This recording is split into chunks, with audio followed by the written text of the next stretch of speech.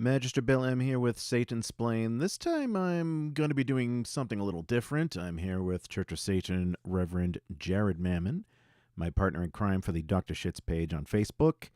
And he was recently a guest on a quote-unquote Satanic podcast. And Jared, welcome. Why don't you explain what happened and what we're about to watch? Will do. Thanks for having me. As you mentioned, I was recently on a podcast, the Hail Satan podcast. The interview had a list of questions that we went through, and then after the recording was over, the host of the show, Joseph Rose, made some interjections and some comments after the fact that I was not able to respond to.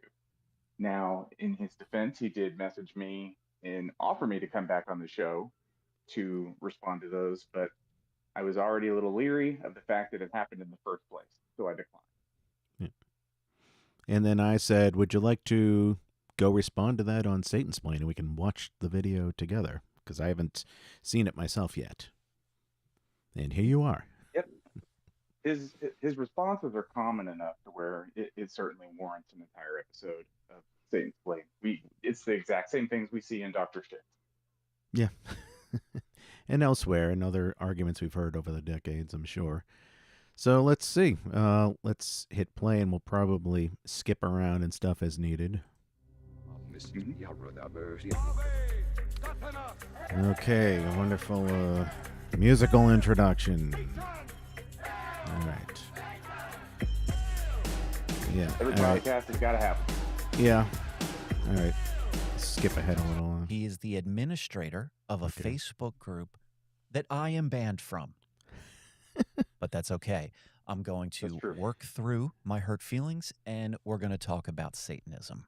If you have... So, which, for those who don't know, and I might not be sure myself, which group was he banned from? That is Satanism. Yeah, okay. And probably, I don't know, for trolling or being told something 20 times and not getting it, or I don't know. I don't remember myself. It was a number of things. Yeah. It was a number of things. I try not to ban anyone. It ended up going in that direction. Yeah. There's really not a whole lot more to say about it. All right. Have a moment, please visit the website at hailsatanpodcast.com. You'll find links to join me on social media, a form to send me an email, and a link to join up with the whole gang on Patreon. We have a few different tiers to choose from with various benefits. He's going to hawk his stuff. Where you'll find it. Yeah. All right. Before I get to our guest, I have some things to talk about. It's been a while. First, the witching hour. All right, more spam. Every Sunday night, I broadcast live and watch it. So what I'd like to fucking serious. Yes, there are more stuff. Satanic trading cards. To the Hail Satan podcast Instagram account, and you will surely get some updates about when and where to get these very limited edition trading cards. All right. And I have just a slight history with today's guest. We've had some chats, and we've had some light internet conflict. And going into this interview, my goal is to present his perspective on any number of topics related to Satanism. What I don't want to do is derail or distract from the discussion by arguing every time I disagree or beating any point to death. So, Okay, fair enough, but let's see where this goes. And I would describe that as accurate. Yeah, okay. Well behaved. We had light interactions, disagreements here, never rude to each other, nothing like that. And I don't want to portray it in any other way because it's not how it was. He and I never. You've seen internet fights as many times as I have, and he and I were nothing like that. Okay, fair enough. Behaved. And what I'll probably do is add in some bits after the fact if I feel any desire to add clarity or sources or just some opinions, maybe. So future Joseph will be sprinkled in throughout this episode, and I will also check in at the very end. Let's do Future it. self. All right, guys. My guest today is Jared Mammon. He is a reverend in the Church of Satan. Jared, welcome to the show. Thanks for having me. How long have you been a part of the Church of Satan? I think I joined around Pause it for just a 2013 or second. 14. Okay. I know it's one of the two, but I forget. Sorry, what's that? That intro, I just want to say, was recorded after the interview, where he just started, where he said, "All right, my guest today." That's where our conversation actually started. Okay. So I didn't hear all of the things leading up to that. Okay. So he's mentioning that he's going to add some interjections and things like that. Mhm. He recorded that after our interview or before it, but I never saw it. Okay. Forget which it is. Sure. Did religion play Cut any there. kind of significant role in your upbringing? Yeah, I was actually raised Baptist. The beginning part is more about my I history was with that guy, before Satanism. Okay. Just listen. or that kid rather, in asking the Sunday school teachers how the penguins were cold on the ark, questioning it right from the beginning. And I had question after question that always led to the teacher saying, "We'll ask the preacher," which I eventually learned was code for "we're never going to ask him, just stop asking." And so I started looking into it myself, and at a very young age. And ironically, even after realizing I was an atheist, I still look into it. I still read it. I just read completely differently now. Yeah. When did you feel like the questioning coming in? When did you start to feel like maybe you were an atheist at least?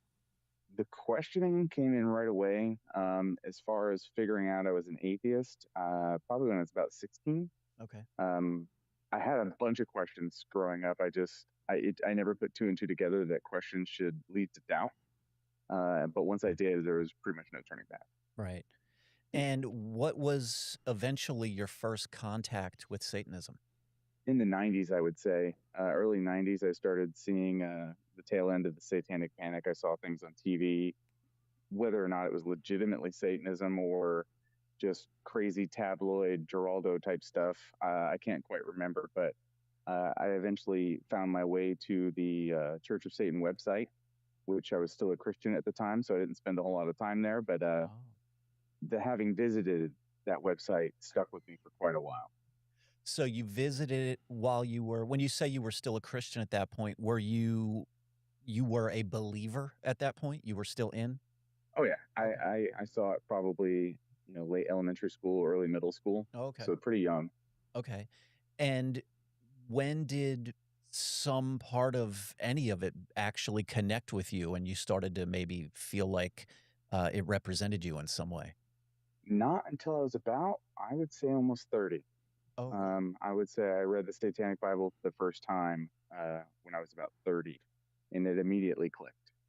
It just all hit me, and I was like, oh my God, this is me. I felt like the book was written about me. Yeah.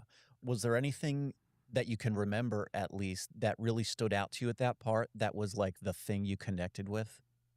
It's hard to say because when I go back and read it, a different part stands out, and I don't know if I'm mixing my memories, but I would say being unapologetic about who you are, viewing love and hate as equal emotions with no necessary or no implicit morality behind it. It's just a natural state. I found that to be almost cathartic, just hearing, because that's not what you're taught, being raised in a Baptist church. Sure. Yeah. I just want to pause, make a couple of comments here. I've met so many Satanists over the years, and not all of them necessarily come to Satanism around the same age. And I've run into some younger Satanists who think like, oh, well, Satanists are people who've always never, ever believed in the BS and this and that. And it's like, well, there are Satanists who've had different religious backgrounds before, myself included. And that's why, for me personally, one of the biggest things that hit me in the Satanic Bible was the chapter on the God you save may be yourself, because it was describing exactly what I had been doing, trying to find more advanced forms of spirituality and stuff. Just thought I'd interject that. Doing the same thing. Yeah. In all of the time since then, since you've identified as a Satanist, Has it ever caused any issues of any kind in your personal life or anything like that? Nope, none for me. Fortunately, I know people who have had troubles. I don't hide it and I don't air it. It just kind of is one of those things. And I've worked in almost for myself for so long, at least in one way or another, to where it just wouldn't matter. And the times where I haven't worked for myself, I've worked for large enough corporations where they're not going to say anything about anybody. And all the people in your personal life, people that are close to you, they all know that you're a Satanist.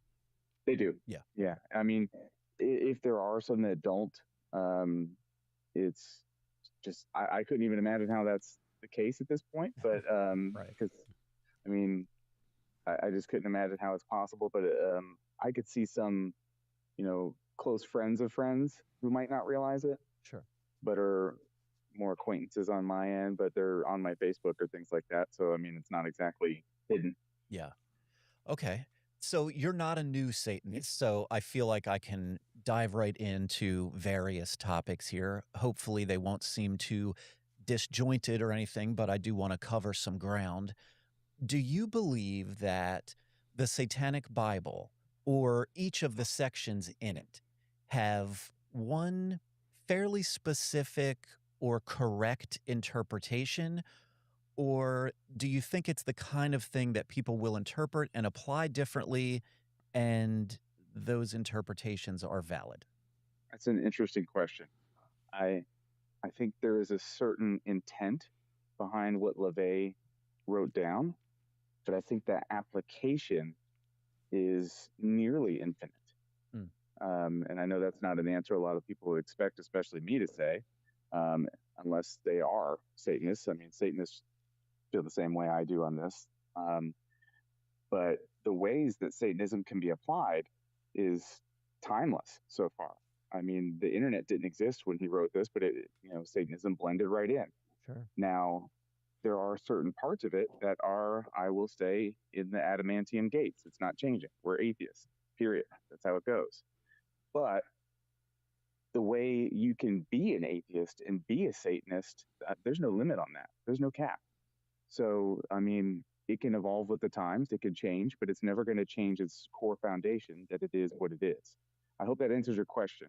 I'm trying to make sure I don't stray too far, but Sure. I really want to highlight the fact that it's kind of both. As you know, I spend plenty of time talking with many Satanists all over the place, and you do hear a fair, there's a spectrum of answers that you get to any of this stuff. So it's always can be sort of interesting to see where someone is at. If any of the answers that you give here today contradict what other Church of Satan members say, does that potentially mean that one of you is a pseudo-Satanist? I wouldn't use the term, especially if we were both Church of Satan members. What I would say is that we're probably falling into the category that you just brought up, where there's different ways of viewing a certain part of it. And it's possible that we're both right. It's possible that one of us is right. It's possible we're both wrong. We could both be reading it wrong. Just because we are Satanists, just because we are in the Church of Satan, it doesn't mean we're reading the book 100% correctly 100% of the time. Right. Like I said, there is a foundation. There is an intent behind what LaVey said and did. And if I were to read that, and I'm just going to use myself as an example here for hypothetical, but if I were to somehow read this and go, you know what, maybe LaVey was open to theism, I would have to say that I'm wrong. I would be wrong to say that. And my status as a Church of Satan member would not make me right or wrong. It would be a side issue from what it is I'm trying to say about the book. Yeah.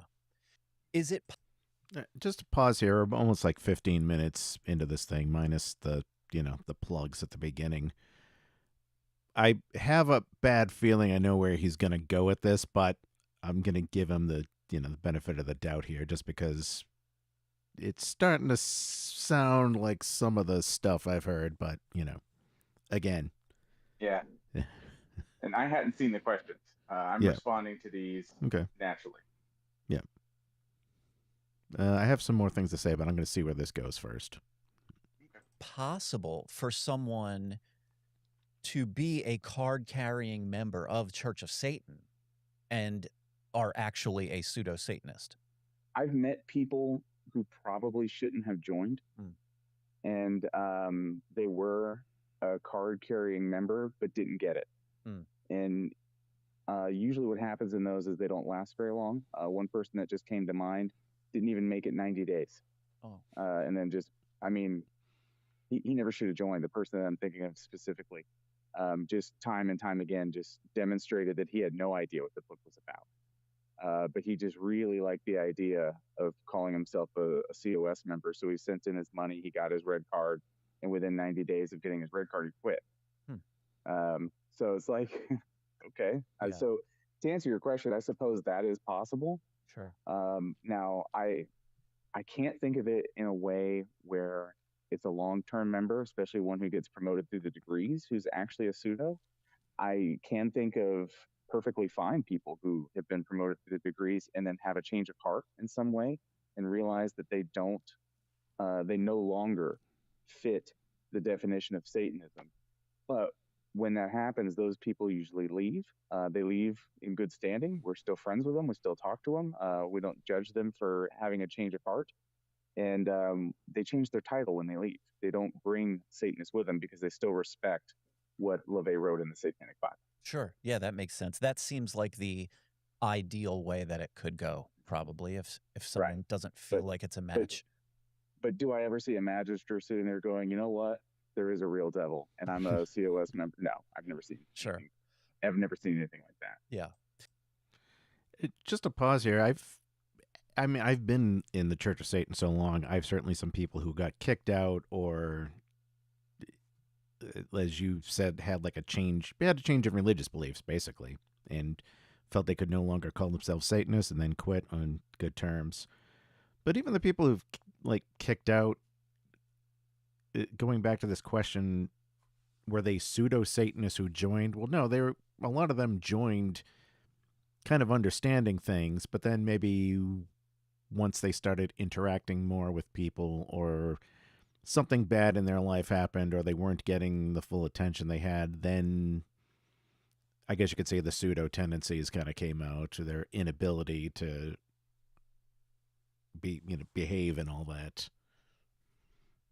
kind of came through in the end. I mean, people go through all sorts of things in life, and you don't necessarily stay exactly the same with every party or worldview as things go on. Yeah, that makes sense. We change as we grow, and sometimes it changes away from Satanism. It happens. Yeah.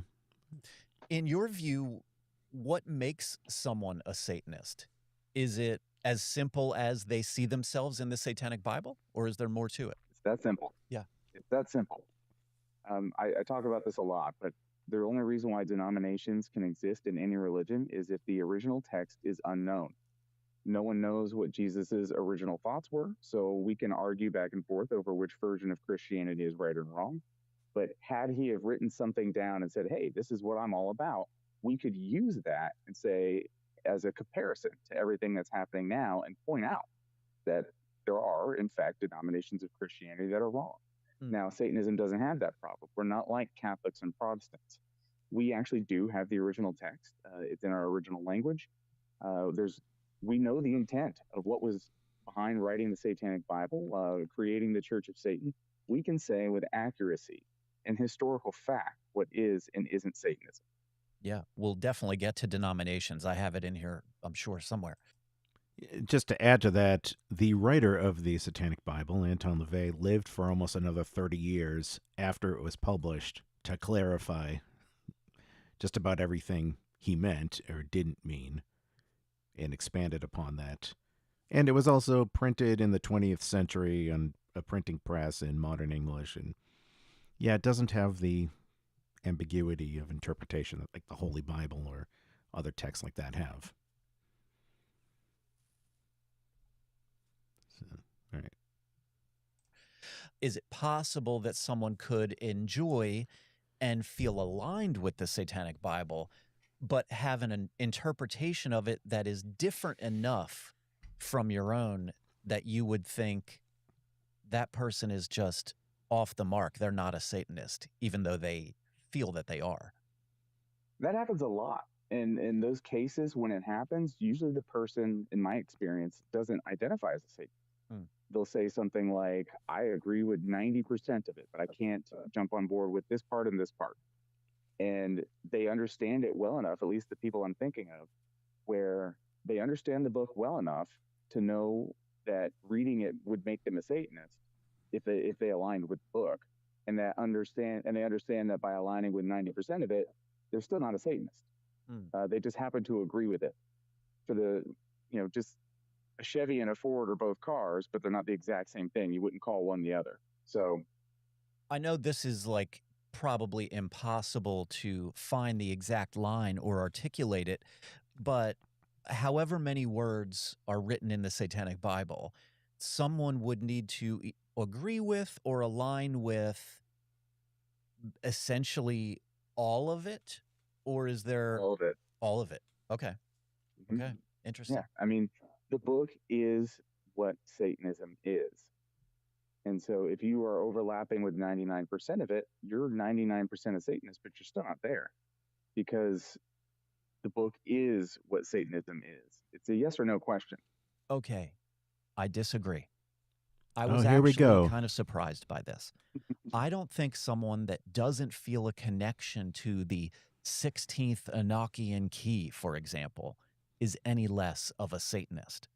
I don't think you aren't a Satanist if you don't like some details of Anton LaVey's rituals laid out in the book. I think there are plenty of things in the Satanic Bible that are not necessarily a meaningful part of LaVey's philosophy or Satanism, which is totally normal.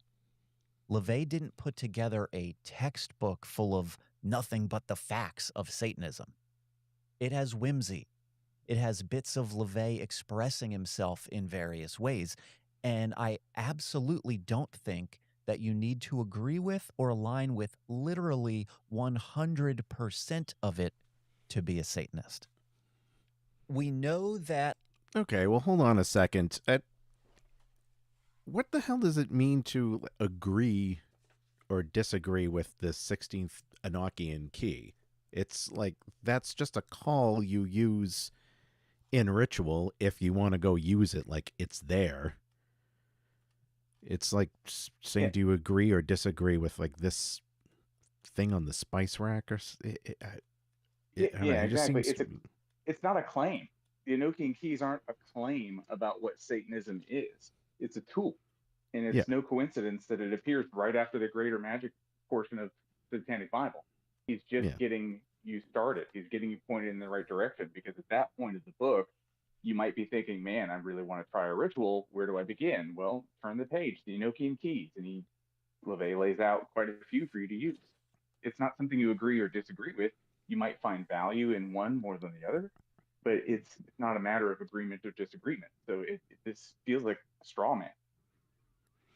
Yeah, and again, kind of trying to give the benefit of the doubt here, but we hear so many people who seem really desperate to try to rationalize, well, can I call myself a Satanist and still, reject all this other stuff? Or, it's very strange, but all right, let's. But this was his first post-interjection thing. On this subject, I actually was able to speak to Magus Gilmore about this, and I was asking him about really aligning with the Satanic Bible, and he responded by sharing with me. It's really an honor. He shared with me the rough draft of an upcoming essay he's got, tentatively titled Epicurean Blasphemy. And the part I want to, with permission, I want to go ahead and quote here, as he says, "As I've always said, it is a mirror," it being the Satanic Bible, "and if you see yourself reflected in it, then you are by definition a Satanist. If you hem and haw, then your reflection is not clear, and you should move on. If you disagree with significant elements of the philosophy, then Satanism is not for you. Just because the term and image of Satan gives one a figurative hard-on, you thrill to the blasphemy of the act. That's not enough to make one a Satanist." Yeah, we see people who are the Satan, I guess you could say Satan fans. Yeah, exactly. Who come through, and it's obvious why they're attracted to Satanism, but then, this is an actual religion where there are some things that it is and isn't about. and you need to have some kind of working definitions. As far as the Satanic Bible being a mirror, I mean, it could be a dirty mirror, I guess. Like maybe you do agree with 90% of it, and it's like, well, I don't really understand this part yet. I've run into people who didn't really understand one part, or even when I read it first, I was thinking, well, I think he's kind of being a little too harsh here on the white magic witch kind of people. And then I realized kind of years later through experience, like, no, he's correct. Kind of matches up now with what I've experienced there. But yeah, there's a difference between like a mirror that's okay, maybe it's not a 100% perfect reflection, a little dirty. A difference between that and standing in front of like a painting that's not even you and saying, "Oh yeah, that's me." Yeah, Exactly. some Yeah, kind of 'cause line. even a here. dirty reflection is still you. Yeah, there you go.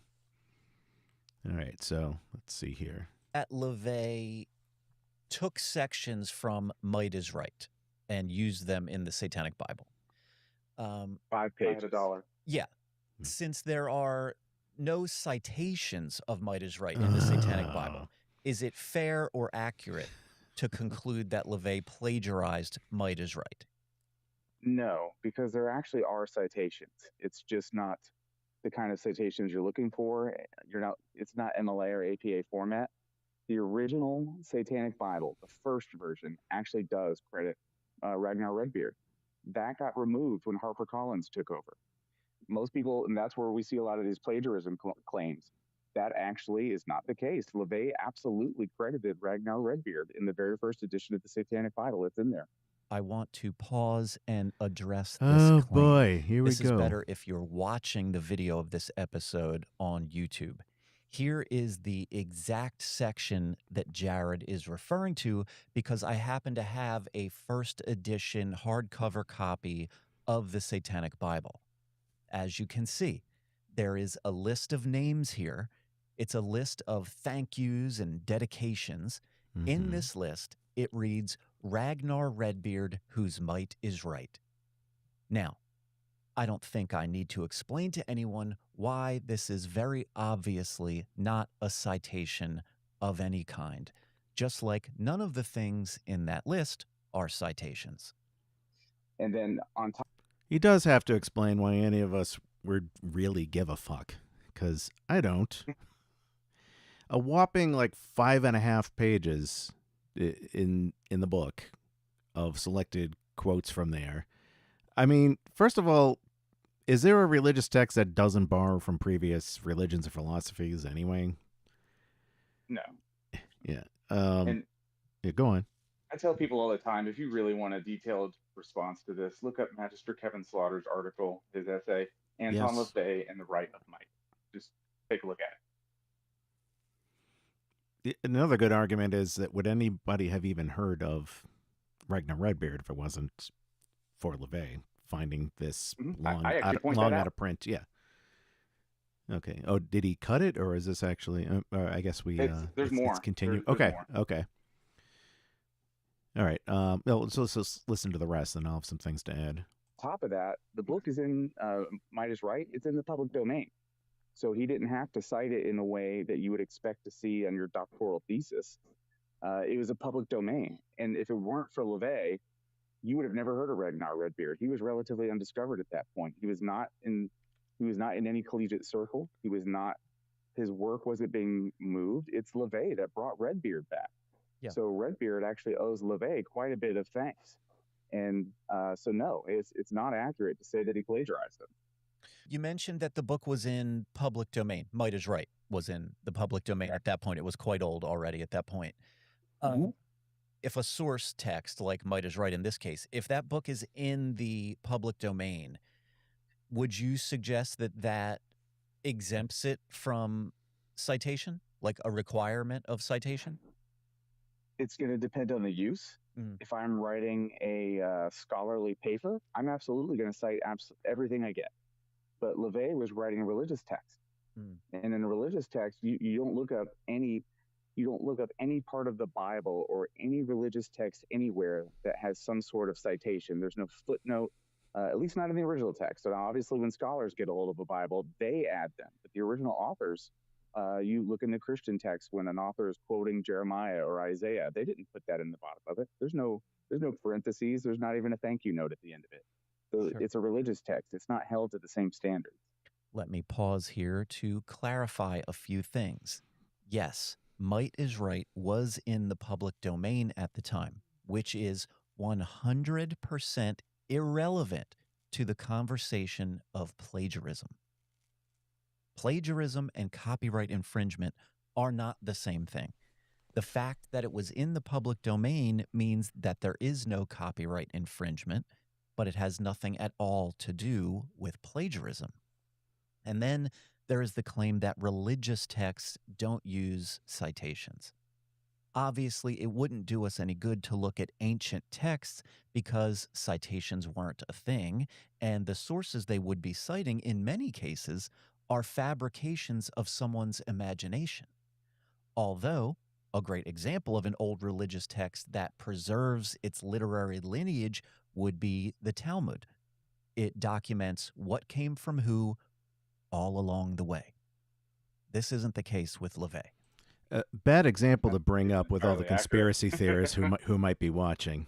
But all right, Yeah. one second. And really, let's not lose sight of the whole purpose of citations in the first place.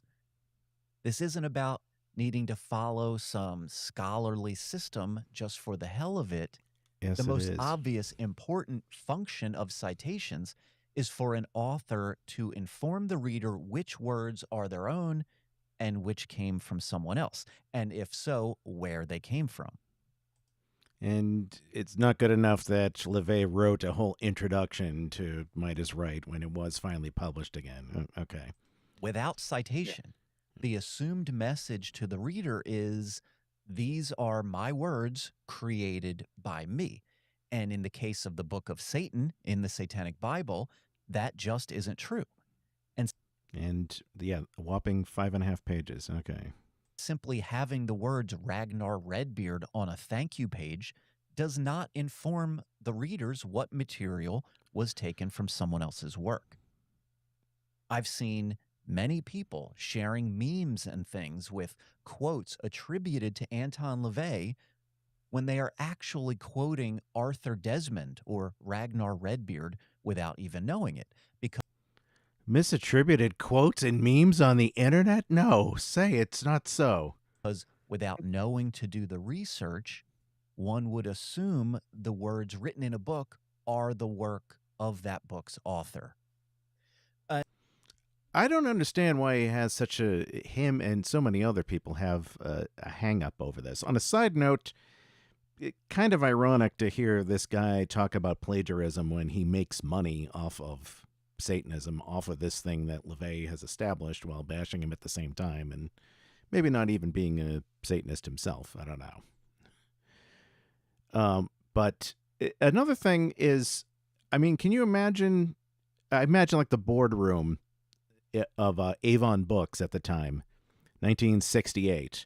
And it's like, okay, there's this guy in San Francisco called the Black Pope, and he formed this religion called Satanism and a thing called the Church of Satan. And we have the opportunity to publish the Satanic Bible, an infamous book. We're going to put a black cover on it, and it's going to have all these things about, well, we definitely have to put some things about spell casting or something in there, and blasphemy, and this and that. And then somebody at the boardroom says, oh, we need to properly cite the Might is Right part in a proper citation, like a college paper and a bibliography.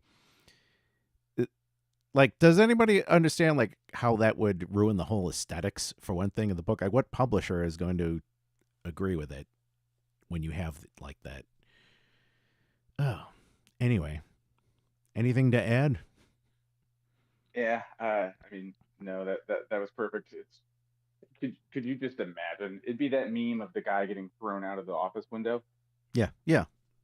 Maybe we can go make that meme. Yeah, there we go. Yeah, good. That's right. We got a new Dr. Shits meme idea out of it. That's for everyone who's watching. That really is the process for us on how we make memes. It's that simple. Yeah, we see something stupid and we're like, let's address this and put it in cartoon format. Yeah. Again, why this is like such a hang up for Like it people. invalidates everything else. Yeah. I mean, think of that moment like when you first got to have your hands on the Satanic Bible and got to read those words, and you kind of felt that weird sense of, anticipation, not knowing what was in there.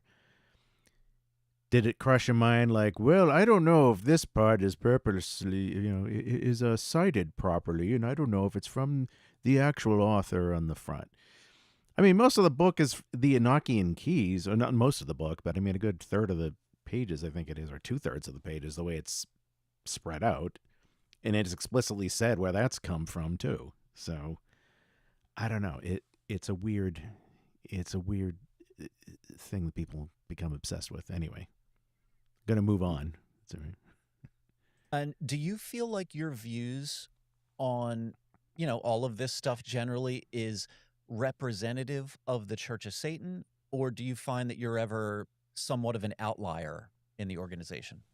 I would find I am a representative of the Church of Satan, so I hope it's a representation of every Church of Satan member. Okay.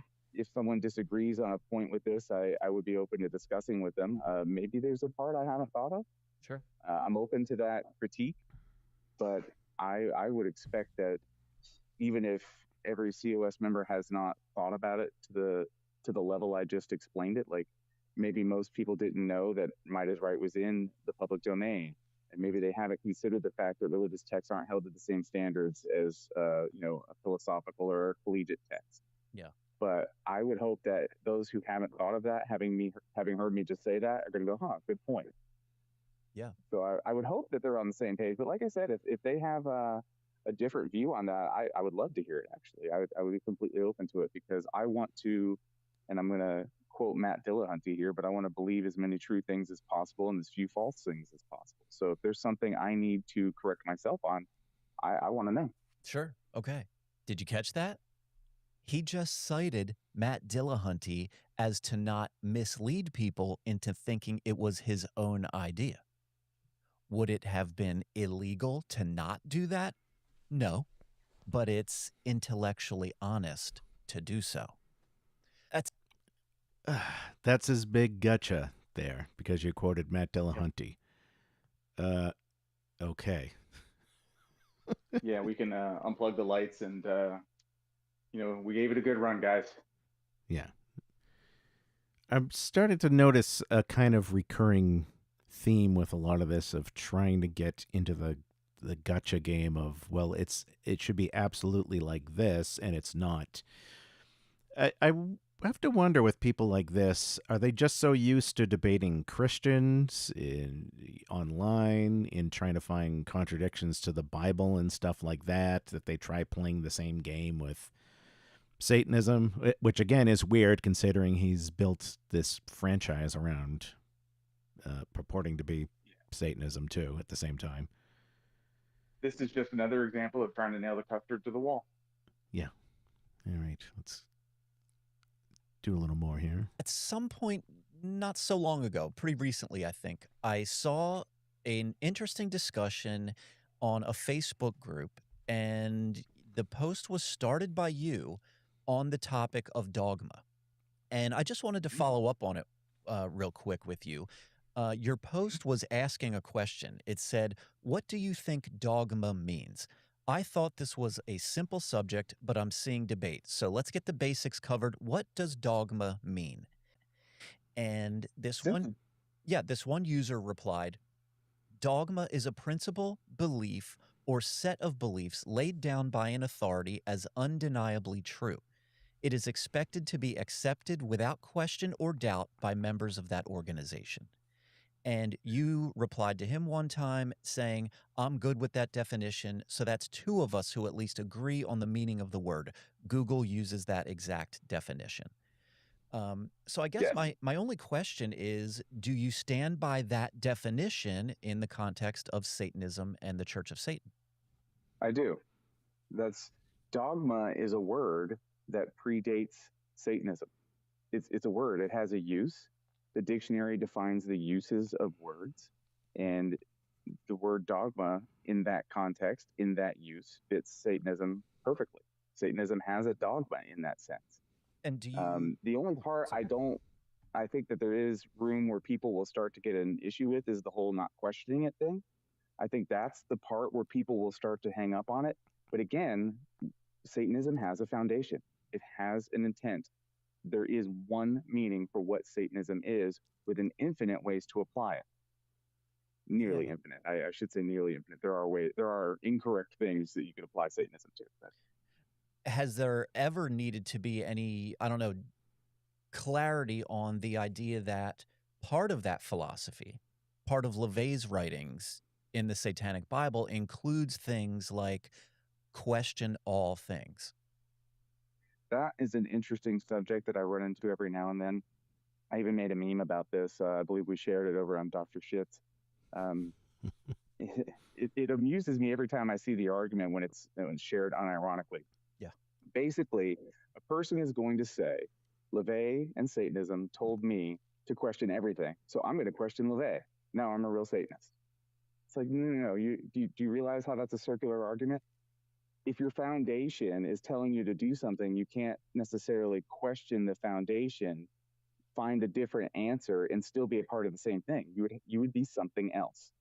So it just doesn't fit. It's a circular argument. That sort of Google or dictionary definition, I would say that probably fits the dogma that we are used to hearing about when it relates to Christianity or other things. But you feel pretty certain that that's the same way LaVey was using the word in the Satanic Bible? Absolutely. If there's another use for it that you think might fit, I would be curious to hear what that means. And then I would read it again just to make sure. I'll double check myself. But I can't read the Satanic Bible, especially on that page where LaVey says that dogma is necessary, and find any other use for the word dogma that at least that would fit better. Where I've landed is that I think LaVey uses dogma to mean the ceremonial and ritual structure that gives an emotional weight to the philosophy. I've never felt that he's talking about belief so much. He's talking about pageantry and practice and the lived or felt experience of it. And I pulled aside a little quote from the Satanic Bible, and maybe this gets to the heart of it. It says, Satanism, realizing the current needs of man, fills the large gray void between religion and psychiatry. The Satanic philosophy combines the fundamentals of psychology and good, honest emotionalizing, or dogma. It provides man with his much-needed fantasy. There's nothing wrong with dogma, providing it is not based on ideas and actions which go completely against human nature. Okay. So with that in mind, I don't see that as being a different use. Okay. I don't see a difference between that and the use of dogma that I was mentioning. Okay. Because again, the Satanic Bible is going to explain what Satanism is and what Satanists view naturally. All right. So I don't see our two uses of the words conflicting with each other here. Do you feel that in your case it is exclusively the pageantry and not the other part of it? Because I'm saying it's both. It always felt to me that he was relating it more directly to the ritual stuff and the pageantry and that kind of stuff. And so I've always weighted it more heavily toward that stuff. I hear you. And based on what you're sharing with me right now, if I may, it sounds like you may have brought in a connotation with the word dogma. Sure. That I don't think others have. I know I didn't bring that connotation when I read it. Yeah. Because I looked at the word plainly. And while I do absolutely have a connotation with the word dogma in Christianity, and I feel where you're coming from, I never had that feeling when I read the Satanic Bible, because he only mentions the word once. The word dogma only appears once in there. I can't recall it ever coming up a second time. It's in there. It's in there a few times. He says that it's necessary, and I went with the most plain, pragmatic use of the word because it's a pragmatic book. Yeah. I don't think he had any extra baggage attached to the word. And I think if you were to, and I don't even want to use you, if one were to remove any baggage they had attached to that word when they read it, they might have a closer understanding to how LaVey intended it. A few things here. The word dogma does not only appear once in the Satanic Bible. By my count, it appears around 13 times. Quite a difference. And Okay. Ooh, he got you on there. That was my All right. bad. Yeah, okay. I mean, he even showed me a different example of the word dogma. So I made a mistake. I apologize. I'm human. All right. Well, let's get on to, let's see what, I have a feeling I know what he's going to say, but let's see. And Jared points out that the book is a very pragmatic book. And so it's easy to read it at face value and assume the common meanings of the words that LaVey uses. Well, boy, do I disagree with that. Allow me to provide you with some good evidence. LaVey writes quite a bit about magic. Do you think LaVey's definition of magic is the same common use of the word magic as found in a dictionary definition? It certainly is not. And just like he plainly explained to you what he means by dogma, he does the same thing with magic. He comes right out and says, quote, "The definition of magic as used in this book is the change in situations or events in accordance with one's will, which would, using normally accepted methods, be unchangeable." This admittedly leaves a large area for personal interpretation. No shit. Would you look at that? A completely separate, unique definition of magic that is not at all what the average person would assume when seeing the word magic. And the same goes for his use of dogma. But while I'm here, let's go even deeper on this one. Okay, let's not just yet. I can't help but notice, like, throughout this whole interview, he's not, he strikes me as not really interested in learning what your views are, why you believe it. He just seems to be setting things up like he's debating any other religious person, which is all the more ridiculous if he's claiming to be a Satanist and running a Satanist podcast also. Yeah. And Yeah. I mean, he told me in a private message that he didn't realize he was going to do the interjections, that he did it after the fact, but the questions are sure lined up and his responses are still, yeah, funny. He's not saying a word. I'm even asking him questions, trying to get him involved in the conversation, and he's intentionally not doing it. Because he's going to do it later. He probably has some answers he's expecting you to go give, and then when you don't indulge him in that, he's like, "Oh, I got to go insert things." That's my impression. But let's hear what his one step further thing is on this. Some of the many times that LaVey mentions dogma, he does mention it in the traditional way that Jared suggests. And in those cases, he's referring to it negatively. For example, "No stifling dogma shall encramp my pen." Yeah, Book also, of Satan has a couple things. "I question all things as I stand before the festering and varnished facades of your haughtiest..." Sorry, what's that? Wasn't it the encramp my pen portion? Yeah. Isn't that Ragnar Redbeard? So shouldn't he be? Did he just misquote LaVey? Oh, gee, how about that? Well, I guess now we need to make a new video responding to this, because he just did the exact thing that he's accusing LaVey of. Yeah, how about that? Okay, and so far we got the mention of haughtiest moral dogmas. Not quite the same thing as satanic dogma, but let's see where he keeps going. "Moral dogmas, he plagiarized I LaVey. write thereon in letters of blazing scorn. Lo and behold, all this is fraud." He goes on to say, "No moral dogma must be taken for granted." Yeah. No moral dogma must be taken for granted. He doesn't say no moral dogma except for mine must be taken for granted. And LaVey's dogma, the dogma of Satanism, is not the same kind of moral dogma.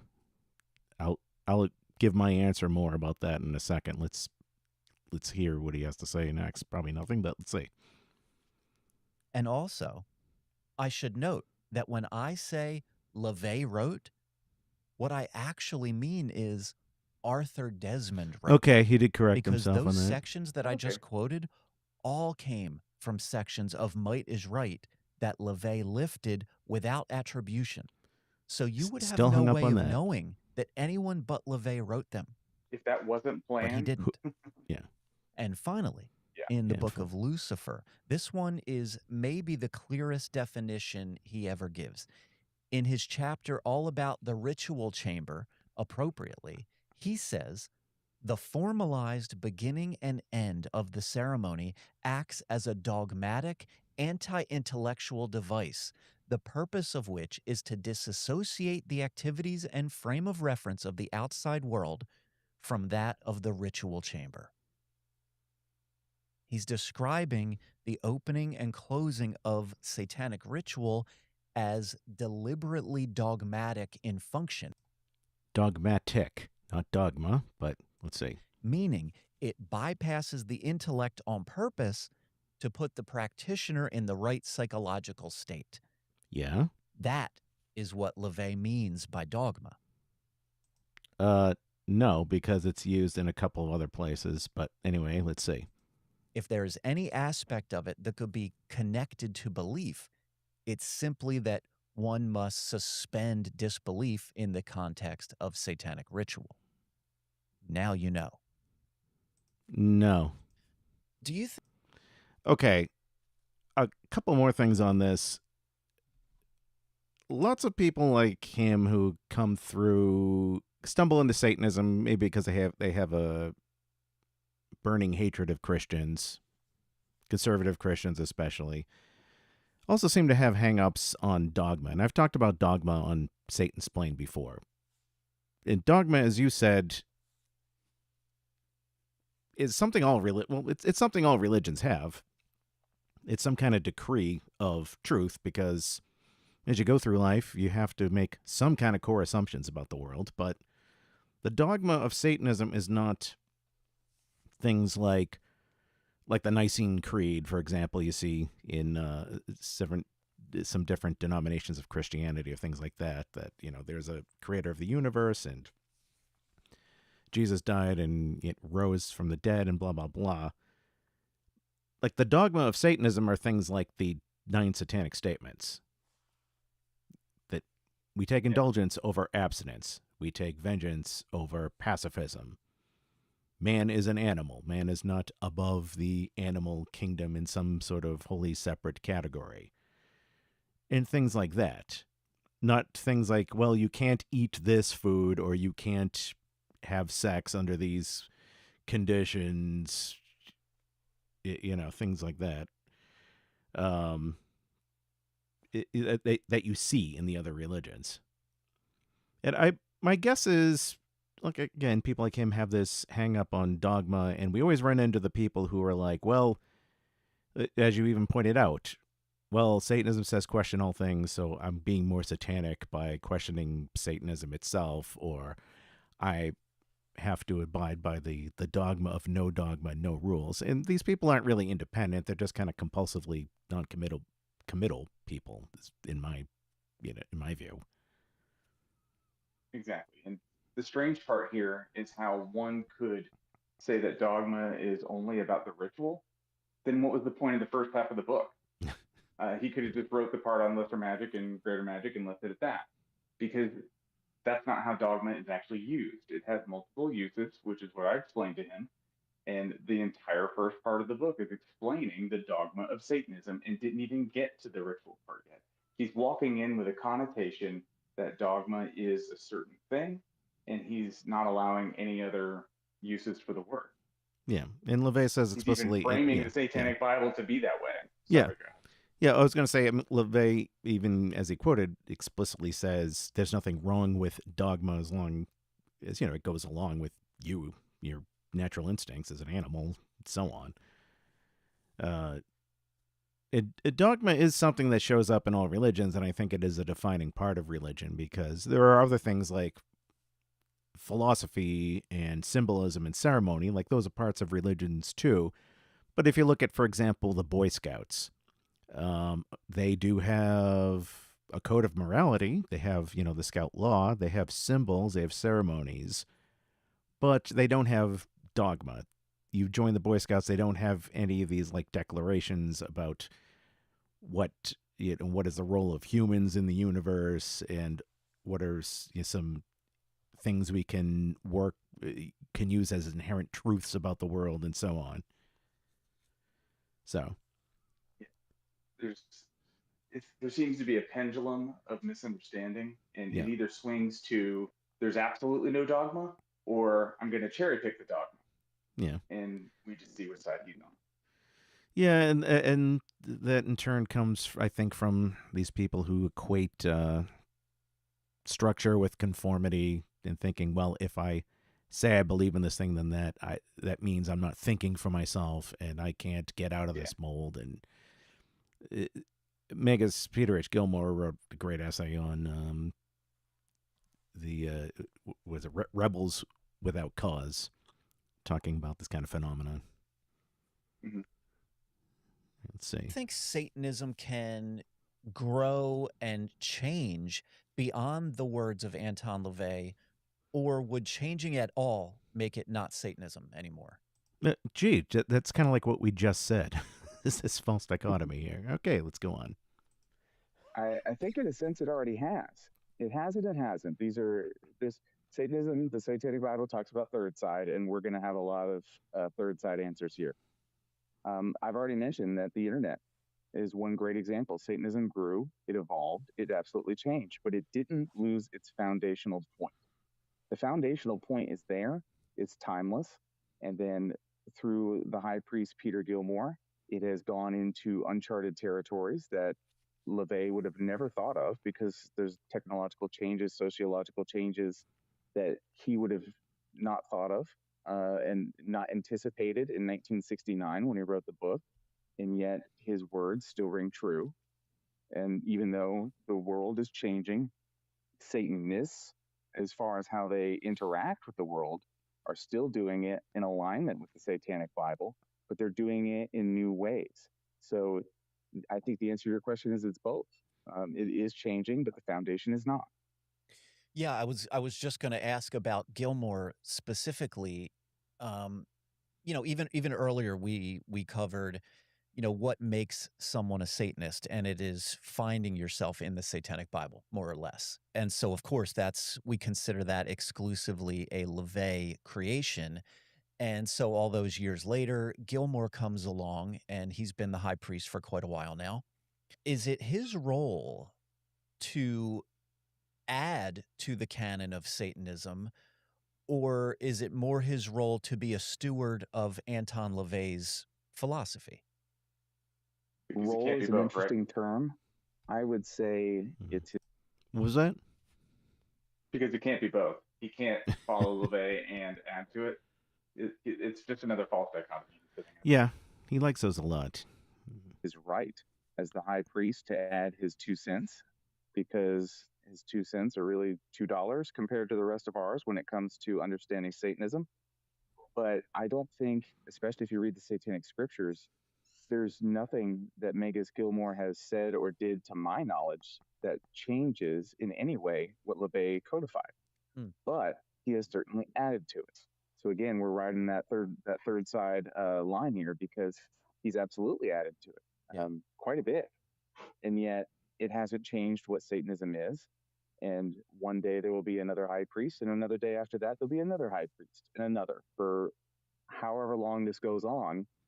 And I would hope that each and every person who heads the organization is keeping LaVey's intent there, and yet driving the boat into uncharted waters and evolving where necessary.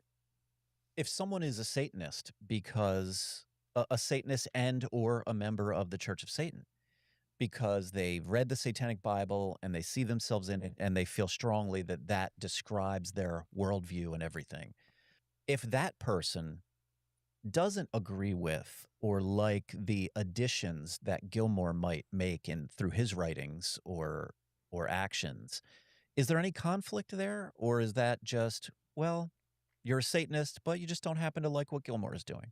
Is that okay? I would say that the conflict in those cases would be on the person who has the disagreement. Now, that is a scenario where it's going to depend on the topic, and it's a very delicate scenario. For example, and I'm just going to make this up, Magus Gilmore writes that apple pie is the best. That's something we can disagree with him on. Sure. Now, if Magus Gilmore were to come along and say that Satanism is X, Y, or Z, that's something we'd have to be a little bit more delicate with, because if you're disagreeing with him, you have to be careful about what it is you're trying to say here. Like, you would have to be able to show that there's something he's doing that conflicts with what is in the Satanic Bible. And frankly, good luck with that. Yeah. I just really, don't see that happening. Yeah, I wasn't even thinking so much a contradiction to the Satanic Bible, but just, many people in the Church of Satan are free to express themselves through essays and things that get published online. And it's always been my view that when things are published directly through the Church of Satan, that stuff becomes canon of the Church of Satan. Maybe it's not. Maybe okay. it's not. It's not. I'll help you out. It's not. I've got some things that are published on the Church of Satan website, and it has not been dubbed the title canon. To my knowledge, actually, no, not to my knowledge. I can just boldly say this: the only canonical text that exists that's not been written by a high priest or Magister Templi Rex is the Satanic Warlock by Dr. Magister Bob Johnson. Okay. That was declared canon. Okay. So, and that's something that Magus Gilmore did. He declared it canon. But if Magister Johnson were to write another essay right now, that's not necessarily canon. So their canon is a degree of accuracy or alignment, so to speak. And that is something, to have that title, it's bestowed from Central, so to speak. Got it. Okay. Yeah, I don't know that I'd ever heard that before. So when pieces are published, essays are published on the website, that's not necessarily a full endorsement from the Church of Satan? Well, endorsement's a little bit different. It is an endorsement. Okay. It is getting their support, but it's not canon. Think of the difference between a hypothesis and theory. Sure. A hypothesis could eventually become a theory, and a theory is absolutely a hypothesis. But, there's a difference between a theory of something in science and a hypothesis. So a canon, to declare something canonical would be the highest, I think, that it could be given, the highest accreditation it could be given. And yet it's very rare. It's only happened the one time with Magister Bob Johnson. Yeah. So it's only happened the one time outside of, Magister Barton. It's the only one I would say apart from that. Sure. And Megan Adrami, of course. But apart from that, it's just Magister Johnson. It's actually quite an honor for him to have written something that reached that level. Now, the rest of us have, we could write an article, and it could be a great article, and it could get supported and passed around, but that doesn't make it canon, so to speak. And so internally, that's actually a decision that gets made and passed along, like the Church of Satan would say, this work of yours is now canon. Correct. It's funny that the guy that mentioned the Talmud needs to explain what canon is. Yeah. He went on an interjection about the Talmud and blah, blah, blah, blah. Now I have to explain what canon is? Come on. And again, I was seeing this recurring theme of which we've seen in other people before. I can't help but to get the impression he's trying to set this up as, let's establish this thing. You say this thing is an absolute, and I'm going to find something that doesn't fit in there, and I find a contradiction, and therefore I win. It's the same game we see with habitually online atheists. And I've played that game myself before in my younger days, trying to find Bible contradictions and this and that. And I suppose that might work against Christians who do take their religion and their Holy Bible as being this infallible thing. But like Satanism is not a religion for people who need to be taken by the hand on each and everything. And again, this whole thing kind of reeks of the contradiction hunting game, and comes off as being a bit passive aggressive and all that. But obviously, I'm biased. Yeah, and I mean this false dichotomy, this pattern of false dichotomies is really trying to set a trap for me, so that way he could say, "Hey, this is what Reverend Jared said." Yeah, and we see. It's just not going to work, because Satanism, as you just said, is not something where we need to be holding hands with it. So part of the pauses in my responses are more a little bit of surprise that he's even asking. Yeah. Because I know he identifies as a Satanist. He says he understands the Satanic Bible, but this is the difference between people who see themselves in the Satanic Bible and people who have parts they disagree with and toss out. Yeah. All right. I don't have a lot to go on. Like I said, it's only happened the one time. Right. So it's not like we have a whole lot of things to compare this to. But that would be, I would assume, the process. I'm not exactly involved in that process myself. So even I'm speculating here because it's that rare. Sure. Let's talk a little bit about this concept of satanic community. Community. You may disagree with this, but I've always felt that Why do I have a really bad feeling I know where he's going to go with this? Again, like a horror movie. Yeah. I could be wrong. All right, I'm going to shut up and listen, because I could be wrong. Let's see. It's pretty well documented that Anton LaVey had a natural instinct toward community. He was constantly filling his space with people interested in Satanism. And of course, he implemented the grotto system, which eventually didn't work out. But Peter Gilmore, on the other hand, says there is no such thing as satanic community, and there should never be one. How would you define satanic community, and do you agree with Gilmore? The way you phrase that question almost sounds like we're setting LaVey and Gilmore at odds here. So I want to clarify that they're not at odds. There is no satanic community. There's Satanists, there's communities, there's... What's that? Busted.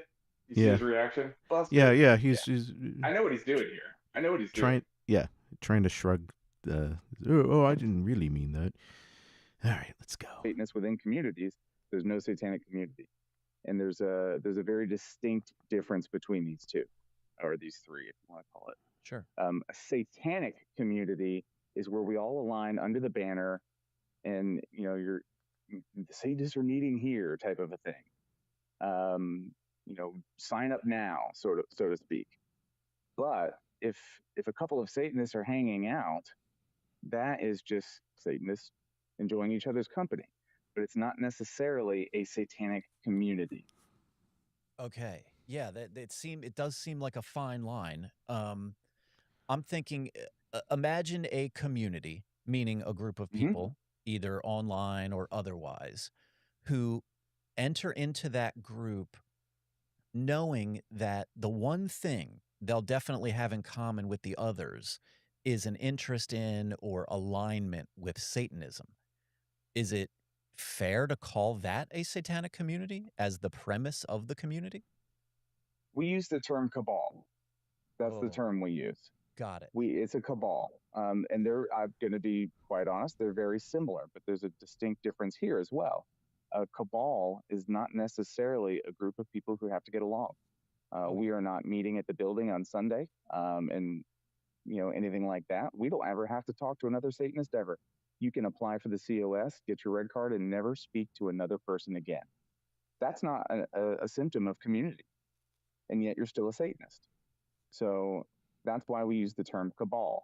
It's a group of people who are like-minded, at least when it comes to what Satanism is. But there's no kumbaya feels here. There's no bake sales or anything of that nature. I see. Okay. And does that stuff, I guess it doesn't change anything, but the Church of Satan likes to have their gatherings and parties and things like that, but that stuff would not apply. So in these cases, many times what happens is people will hear about a type of gathering that's being hosted by a COS member, and they will immediately call it a COS event. It's different. So I could go right now and put on an event and have any amount of Satanists come, and it's still not a COS event. It's an event by a COS member. The COS very rarely has any type of event. We had the 60th not too long ago. Right. There was the 50th. There was the DC conclaves a little bit before that, and then the 666 event. And that's pretty much it. I mean, I'm struggling to think if there was one I'm forgetting, but I mean, 4 in the last 20 years. So I wouldn't call that. Now, how many events have had the high priest and high priestess there themselves? Many. But it's still not necessarily a COS event. It's events that are hosted by someone or curated, like, for example, The Devil's Reign by Reverend Andy Howe. That's his event. It's curated by the high priest. They're there.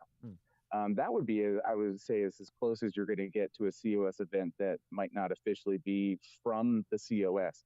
I want to stress that because that's actually still from Reverend Andy. That was his doing.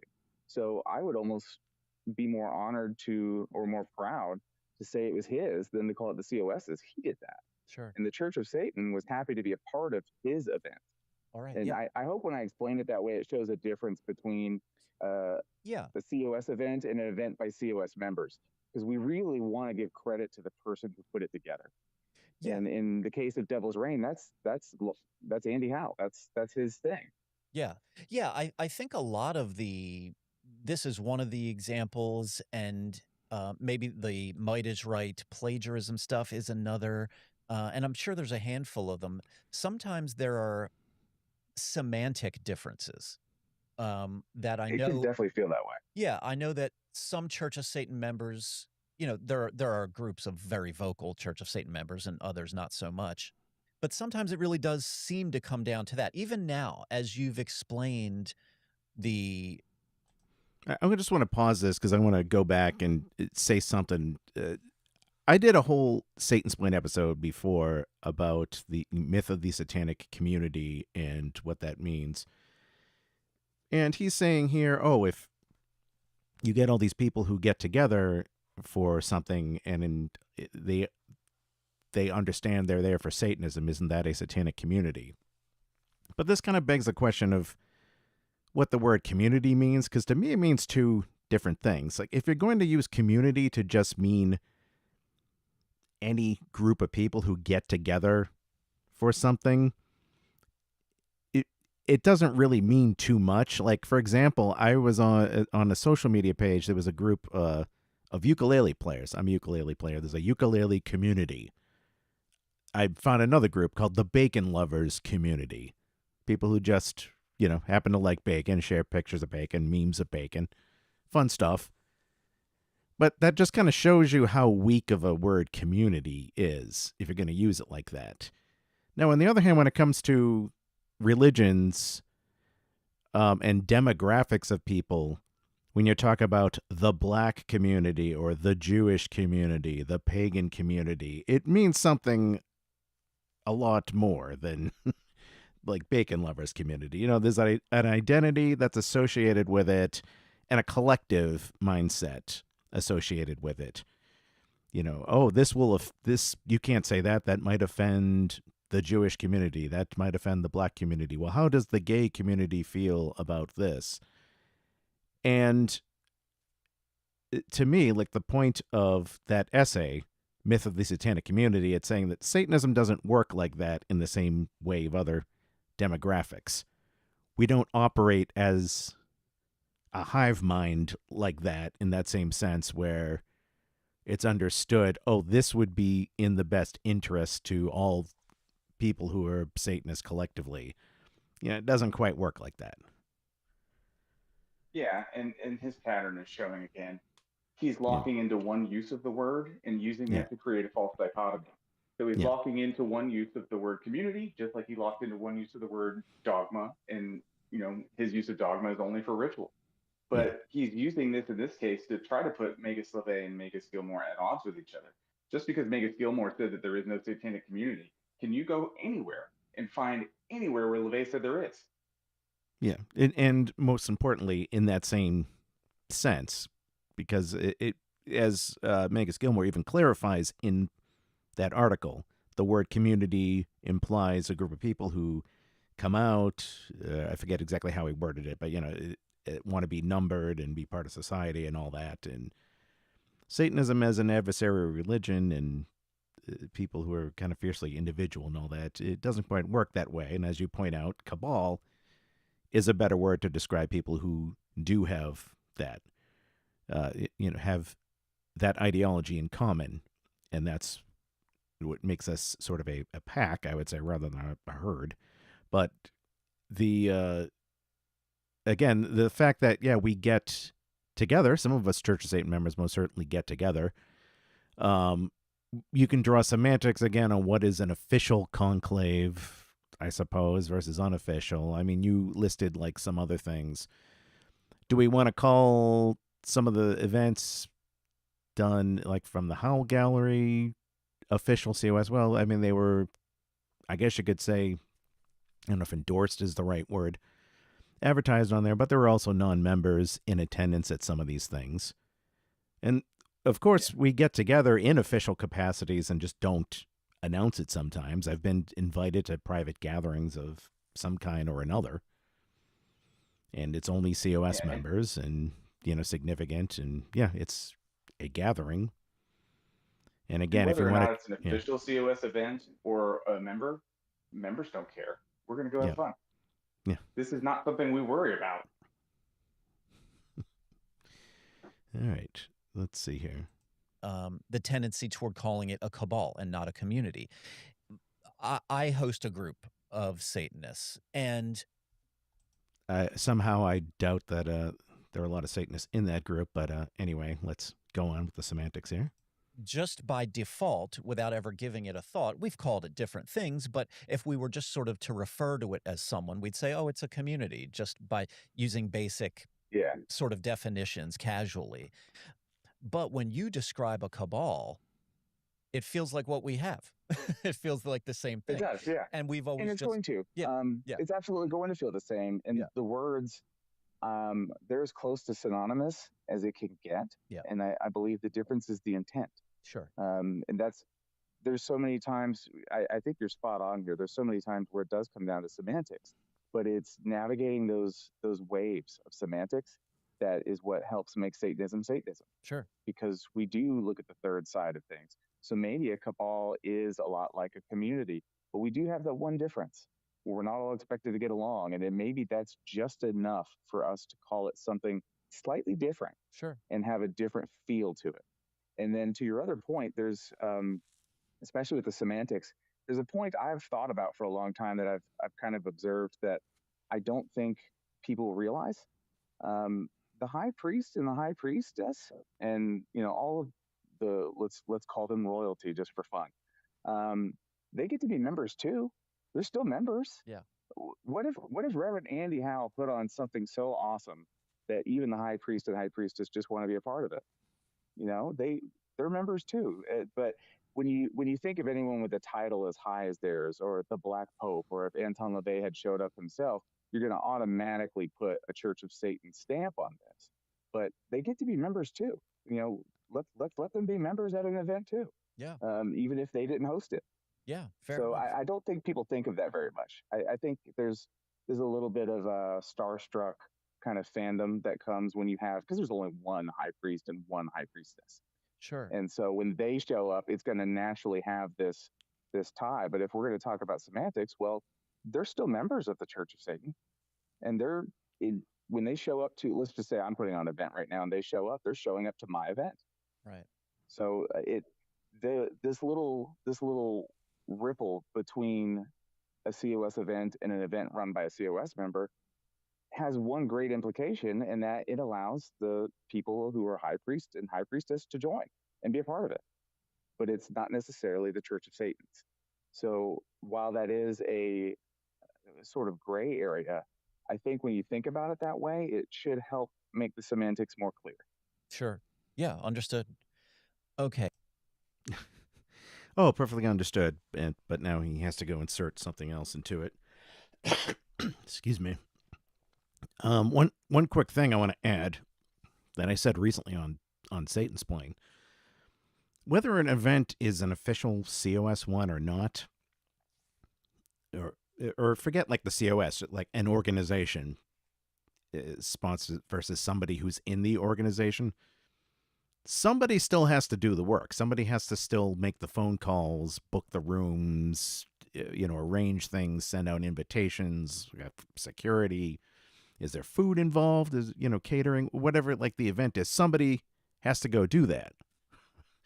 So whether that's somebody like in an administrative office or a member, I don't know. It just seems like a weird thing to have to make a huge distinction over. Yeah, I don't see what the importance here is. All right, so let's see what his cute little interjection is. Okay, to briefly summarize that section, the semantics are really a prominent part of all this. As I said earlier, what he described as a cabal is the same way Satanic Delco has always worked. Community is just the pragmatic, typical term that one would use, where cabal is a little more of a specific vibe, and they like to use that word, which is fine. I wonder what is the the principle that everybody in his Delco group is aligned with. They call themselves Satanists. Obviously, we see that he has hang-ups over things in the Satanic Bible and things about LaVey and things about the Church of Satan. So where are they getting their definition of Satanism from? Are the Delco just people who have a shared hatred of conservative Christians? I don't know. But let's see. Functionally, however, it's the same fucking thing. So this whole debate about satanic community, it doesn't exist, etc. Okay, then, cabal. Now it exists since I used a different word. No, again, the difference between community, the example I gave before, compare that to like Jewish community, black community. Community means a different thing in that sense. And he's trying to say, oh, well, I did the same thing as like the ukulele community or the bacon lovers community. So it's the same thing. No. Did he Let's just touch argue on that his own line of ritual just for a questioning was moment. pointless because I didn't agree that it's a community? I gave it a different word, and now all of a sudden it doesn't matter? Yeah, funny how that works. Yeah. Well, he can go to his circle jerk community, and they can go bitch about me and us and all that. Okay, let's see. I think he said something about ritual next. Okay. Moment. I'm a believer that when it comes to ritual, it's pretty much anything goes. Whatever ritual a person wants to create. I completely disagree, but let him finish the point here. Or perform, as long as it feels effective for them, it's good to go. Where do you land on this idea? It's very close, but there is a limit. The limit on what your ritual cannot have a part of is the moment where whatever your ritual is doing conflicts with what Satanism is. So you cannot, as a Satanist, worship Jesus in your ritual. Oh, sure. It's not happening. Yeah, sure. So there is a leash at the end of this at some point. Yeah. So it's not necessarily anything goes. It could be almost anything goes. Sure. We Yeah, I mean, assuming the ritual of Odin, yeah, and use the imagery, but we're not going to really genuinely worship Odin. Right. Yeah. Squeak, squeak, go the back pedals. So there is a limit there. Yeah. I guess I took for granted. I'm assuming, we have a Satanist, yourself, anyone who just whatever. That's why it's good to have these conversations. Yeah, for sure. My assumption is that, assuming someone is a Satanist and they're an atheist, of course, and they align and believe in all of those things and they understand, I guess it's the difference between using or feeling stuck to using ritual examples created by LaVey in his books, or completely crafting something, all of your own words, all of your own procedures. LaVey said that himself.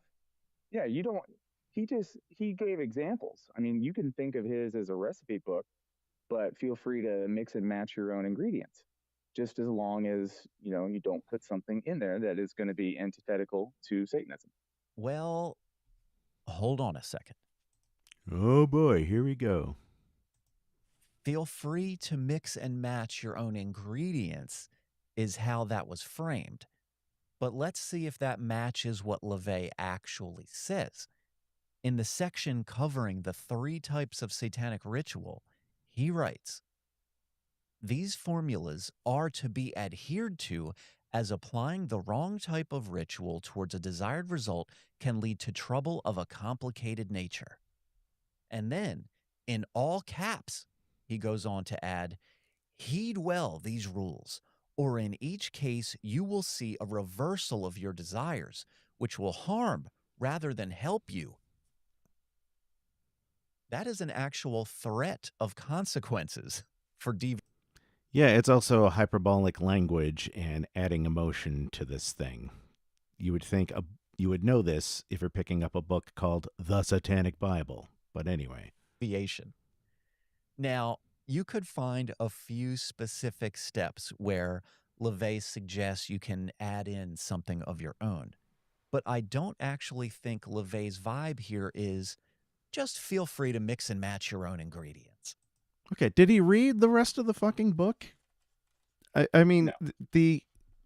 It's like there are only, it was like the main ingredients. It's like desire, timing, imagery. And the quote he says, don't use the wrong kind of ritual for that. Like, well, yeah, I get that, even from a purely psychological point of view. If you're trying to go, let's say do conjuration of lust, you have somebody you want to target lust, you want to get on with, you want to use self-transformative psychodrama to get yourself in the mind for that. Why would you read conjuration of destruction? Why would you read this thing, destroy this person and all that? Like, yeah, that is going to go exactly have what I was thinking. Yeah, that is going to have an effect on your whole psychology of the whole thing.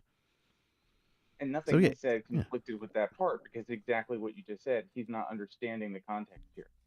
Yeah. Not to mention, like, through the whole section, like, for example, on ritual tools, LaVey is, like, very lenient, especially, like, if you try comparing this to, like, some other occult books out there that say, like, you have to tie 9 knots in this specific way and bury the cord at midnight at the crossroads and da-da-da-da-da.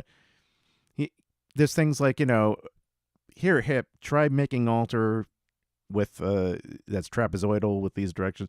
And if you can't do that with those dimensions and all that, just any elevated plane will do. Parchment paper. Hypocrisy here. Yeah. The ultimate hypocrisy here is the guy that started off this interview saying that he completely disagrees with you have to agree with every word of the Satanic Bible has now found a hill to die on. Yeah. I mean, which is it? Yeah. Let's see here. I think you might. Oh no, he just finished that thing. Okay. So yeah, all right. Where does he go next? With Bill M. He does a podcast of his own. I think maybe you guys work together sometimes. We do. Dr. Shits. Yeah. Dr. Shits on Facebook. That's us.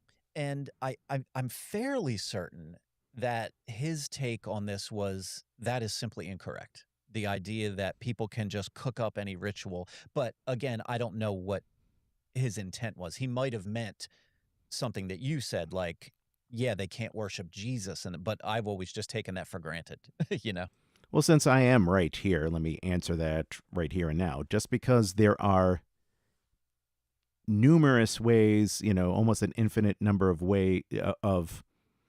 let's say, excuse me, let me try to word this properly. It's true that there is no one definitive right way to do a ritual, but that doesn't mean there are not any wrong ways. If you're trying to do a ritual, but then try to play Candy Crush Saga at the same time on your phone, no, like that doesn't work. Because as the Satanic Bible explains, the ritual, the intellectual decompression chamber, and focusing your will and all that, you're trying to split like your duties between two things. No, that's not really a satanic ritual. So, it's not like, oh, if I don't have a black candle, I can't do the ritual. You can improvise and you can do things like that. And like I said, even if you follow the exact 13-step ritual as close to like by the book as possible, it still demands customizations. I think it's like step like 10, which is the customization part of, you know, designing. And that's the ritual I was referring to. The ingredients you can mix and match. Yeah, and no two Satanist altars look exactly the same. You know, your sword's going to look different than somebody else's sword. Maybe somebody manages to skip around the sword part and just points with his arm. You should pick the one that's most powerful for you. Yeah. And that's going to be different. That's the recipe. That's the ingredients I was referring to. Yeah. And it's the bottom line is it's a logical fallacy to think that since there are infinitely many right ways you can do something, that means there are 0 wrong ways. One of the strange paradoxes of infinity, but there you go. Okay, let's move on. I can tell you, I can tell you, Bill agrees with me on this one. He has a Satansplain episode where he actually discussed this. Okay. And he uses the Christian part as an example. If memory serves, he actually got a letter from someone who wanted and actually asked Bill directly if they can worship Jesus as part of it. So I think Bill actually covered this specifically. Wow. Yeah, that's right. There was an episode where I was reading a letter from somebody, and she said that she identifies as a Satanist, but as part of her satanic ritual, she goes in and like confesses things to God. And she says, like, so is that still okay? Because I don't really believe in God outside of the ritual chamber. This is still all kind of psychodrama, so therefore it should be okay, right? And yeah, I was explaining, no, you're kind of going all against the principles of Satanism, because even within the context of the psychodrama and all that, if you read like the words carefully, we don't bow down to Satan either. You know, it's like, be with me, I am one of the same, and, you know, so on. So if you're having like a grievance, this kind of guilt of where you have to go give yourself to a god, the god that's not of Satanism, then I think like you have some issues to work out. But thanks for the plug in this. Yeah, no problem. Anyway, let me finish hearing your answer before I cut you off again. If Bill hears this, he can correct me if I'm wrong. But I'm very confident that Bill and I we're on the same page here. Okay. Yeah. I wasn't sure, and I know you can't speak for everyone. I wouldn't ask you to. Is that sort of the most common understanding? Is that we can do whatever we want within ritual? I hope not. Again, within this, because within you can do whatever you want with an asterisk. Yeah, as long as it doesn't conflict with Satanism. Right. Correct. Yeah, that's pretty much what I'm getting. But that I would hope that's the universal understanding of it. Yeah, that should be the universal understanding. Yeah, that's always been my understanding of it. But I always had this idea that other people were maybe more rigid about it. But maybe not. There are. I don't know that they're COS members. I would raise an eyebrow to that. It might go back to the person who I'm like, why did you join? Yeah. But I have definitely met people who, those are the ones who often call themselves LaVeyan. But they'll love the Satanic Bible. They'll have other works of LaVey. They read it, and then they will insist that there's no limit. And even in certain scenarios, I've spoken to them usually on Facebook, said, so can Satanism worship Jesus? Or even in ritual? And I've had people go, yeah. And I'm just like, nope. See, that's where you're wrong. There is a limit. Because if the word can't mean everything and anything, otherwise it has no meaning. Right. Okay. It seems that the people who, shockingly like agree or try to rationalize answers. Well, yeah, I suppose a Satanist could worship Jesus and be a Satanist if that's what they believe. And it seems to come from this dreaded fear of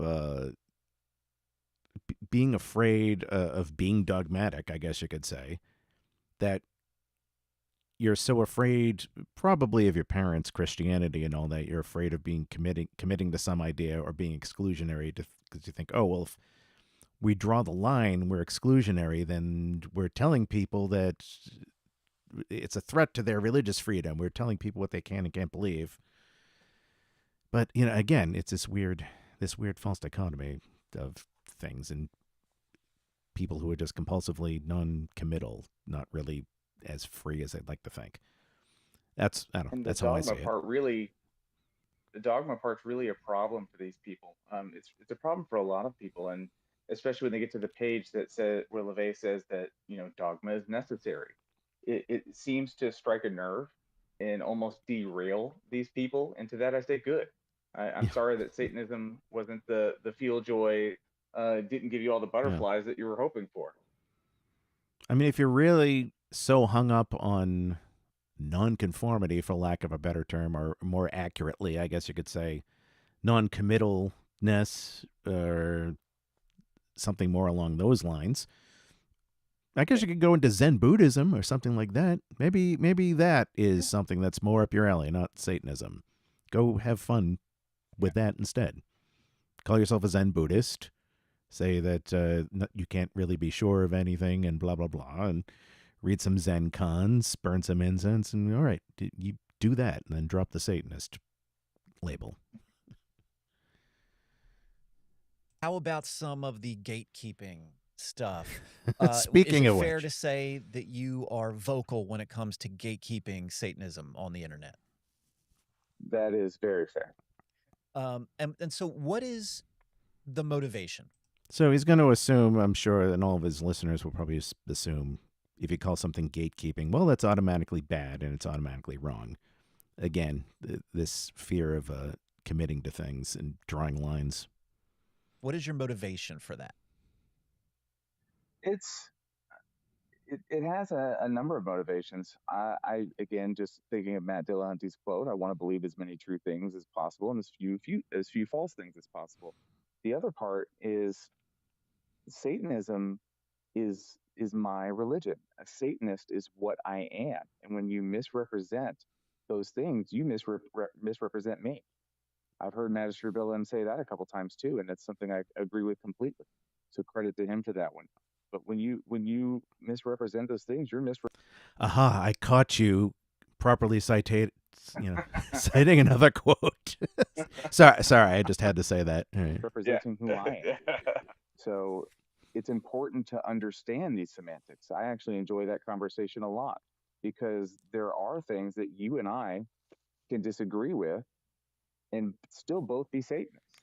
Sure. But we need to understand where those points are, where the lines are, and how we can determine what is the truth behind the matter. And that's what I really want to get to, is how do we know? I mean, we're not blindly believing anything LaVey says. We are taking what he says and we are using that. We're using that as the foundation for our views. So we need to examine this new information that comes our way, compare it to what we understand Satanism to be, and make sure that we're all in alignment. I mean, it's very possible that I could at any point get an idea that needs correction. We've already mentioned that a little bit. And so I'm constantly holding my own feet to the fire. So I want to be accurate, and I want it accurate out there. And above all, I want it to be accurate because I don't want the police coming at our door thinking that we're killing the neighborhood puppies and having ritual abuse, which happened. I mean, I don't want another satanic panic. Right. I don't want that. If having these conversations online can slow the momentum of the next panic, I'm happy to do so because I enjoy talking about it. Sure. So it's twofold for me because I love the conversation. And then I really don't want the next Gestapo knocking on my door, putting a pentagram on my chest and hauling me off in a train. How do you... On a side note, is there anybody who does a quote-unquote satanic podcast that can't call themselves a gatekeeper in some sense, or even a podcast on any other topic? Because if you're doing a podcast on some topic, obviously you have some opinion on what it is and what it isn't, and, some things that you think are better than others. And that's how do you get around this gatekeeping, and why do you think it's still a dirty word? Again, I suspect the reason why people think it's a dirty word comes down to this whole fear of committing and equating structure with oppressive religious dogma. And again, the dogma of Satanism is not oppressive.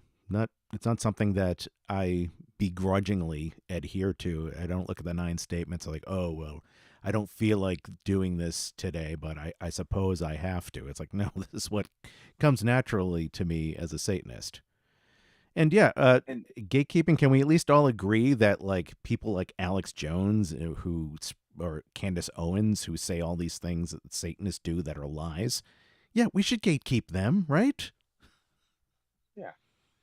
And if his group is called Satanic Delco, that must mean there's a not Satanic Delco. So how do you divide the two? How do you separate which is which?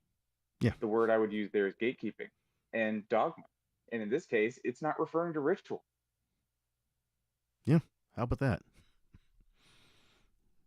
You square your attitude toward gatekeeping with what some surely see as conflicts related to the satanic rules of the earth, particularly here we 1, go. 2, and 8. So you have to know your audience. It's going to be the way to do this. If I'm going door to door and saying, hey, by the way, this is what Satanism is, that would absolutely be a violation. I'm giving my opinion to people who I'm not sure wanted to hear it. And I mean, my God, counterproductive pride. There's so many different violations on such a thing. But if I go to a group called blah, blah, blah Satanism, these people who are here wanted to be here. Everybody's given permission.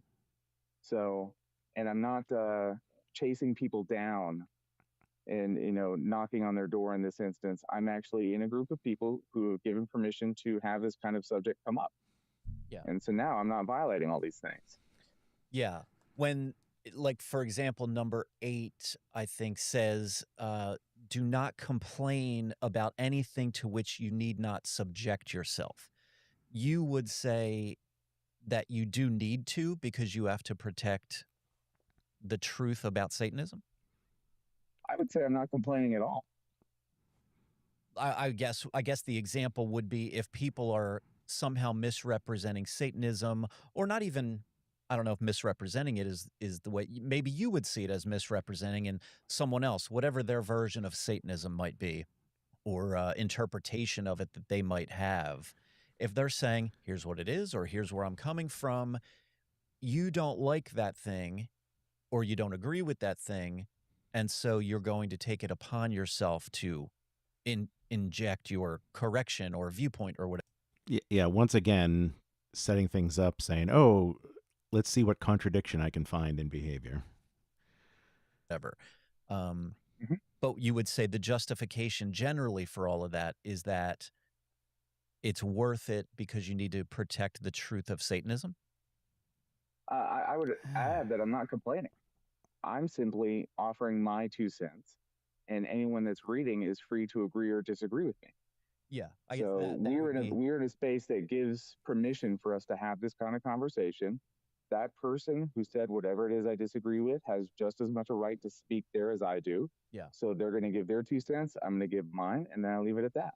Yeah. But I'm not complaining. So it's different there. It's not a violation because I'm not complaining. Let me pause. Yeah, I'm going to pause him before he goes on. The idea of don't complain about things you don't have to subject yourself to. Well, if somebody is telling lies about Satanism, they're telling lies about me. So, yeah, I'm kind of subjected to it anyway, because you're kind of pulling me in there indirectly. But anyway, let's see. What backpedaling does it have this time? Pause. Here is yet another little semantic difference.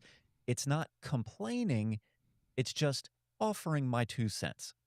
Well, what does that mean to offer one's 2 cents? It means to offer your opinion. And offering your opinion is distinct from answering a question that was asked to you or to the general public or the members of a group. Not the same thing. So pedantic. Not to mention, where might all this be happening? Oh, maybe on social media? You mean a place designed for opinions where there's an actual comment box called comments and you can type in comments and it invites it? Yeah, they're asking for your And opinion. if the Facebook group was like, hey, this is about Satanism, but we don't want to hear from you, please just don't speak. Okay. But that's not exactly how these work. Yeah. When some dork on Reddit or Facebook inevitably posts an opinion about this episode or my face or my room or anything else, they are specifically giving an opinion that wasn't asked for.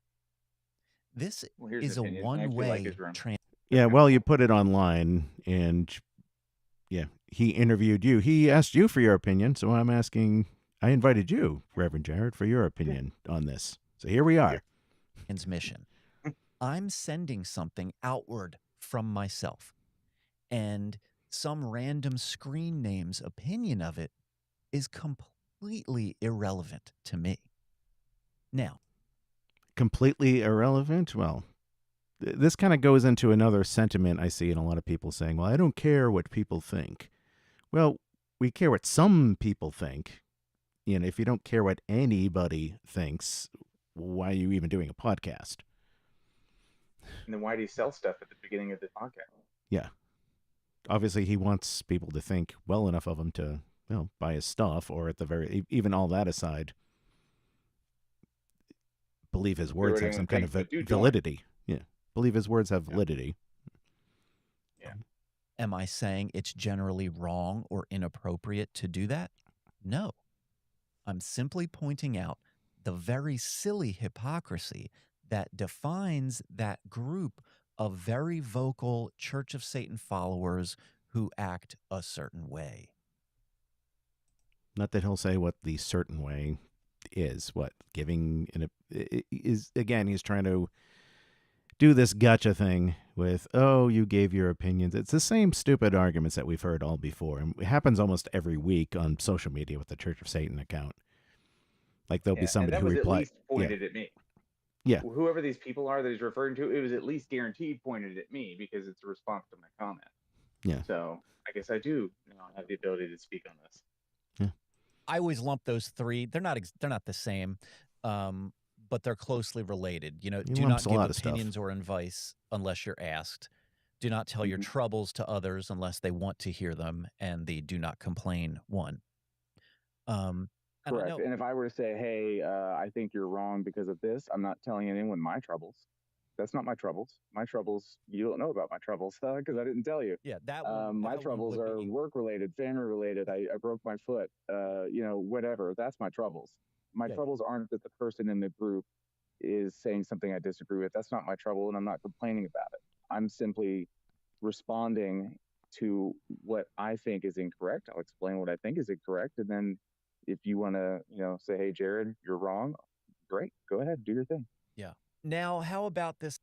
Yeah, one more thing about the aspect of complaining. It's not necessarily true that nobody wants to hear anybody complain about anything. I can think of stand-up comedians I really love who are on stage complaining about things, but, it's funny. Or somebody who complains, says, this tragic thing happened to me, but here's how I got through it. I had this problem with, my car, or this friend of mine died, and here's what I did, and, that helped me. Okay, there's something of value there. Or somebody who says, who's complaining that they got scammed by, something from Temu or whatever, and they're making it known publicly so that other people are aware of it and they don't get scammed. So, there are situations where we do kind of want to hear some complaints on there. Again, it's not this absolute thing of Satanists can't complain about anything ever because it says so here in all situations. He disagrees with the book anyway, so why does he? Yeah. This idea of the denominations. I like this one. Some people don't like this one. Where do you land on the general idea of denominations in Satanism? Because I haven't teed that I up don't think yet. there are any. I reject the concept because Wait, just before we hear your answer, was this the same guy who kept asking, I don't understand why Satanism has to be the one religion that can't have denominations? Or is it, I mean, people, it might have been somebody else, because, again, the same answers we hear over and over again. Same Yeah, complaints. if it wasn't him, he would agree with that person. Yeah. I remember answering to, but anyway, let's hear your words on this. because it's LaVey never used the word LaVeyan. It's not LaVeyan Satanism. It's just Satanism. Sure. And he described what Satanism is, and by proxy, what actually not even by proxy, flat out in many cases said what it isn't. He said what Satanist rejects. So we can say what Satanism is and what it isn't. So my question is, if someone were to completely, at least claim to align with the Satanic Bible, but make a completely different group, at best it's redundant. But at worst, my question is, what's the point? What are you doing differently? And the answer is nothing. What it is, I will tell you what the answer is. What the answer is somebody wanted to be the grand poobah and didn't want to go through the channels of the COS and get their degrees. So they said, I'm going to take my ball and go home, and they're going to make their own thing, and they're going to go make themselves the Dark High Lord Wizard Grand Poobah, and they're going to get all the accolades and all the group sex that they really want to have when they don't want to actually take the time to put in the work. That's all it is. That's a nod that he just gave, realizing, oh, well, I actually am not getting all that sex, am I? Yeah. Do you accept the idea of denominations in any religions, or did you say that they're never really a thing? Absolutely. Okay. Absolutely. Denominations and religions exist, and for a denomination and religion to exist, I explained it in his interview we may earlier. not. Sorry, what's that? He asked if I accept denominations. I explained it earlier in this very episode. In the interview with him, I explained denominations. It's very clear he's reading from a script, and he's not able to deviate. Yeah. Unless he's trying to use it to set me up for something. Because, I mean, in the beginning, I explained that how denominations in other religions work. Yeah. You must not know the original meaning of the religion. Okay, let me pause here. I disagree.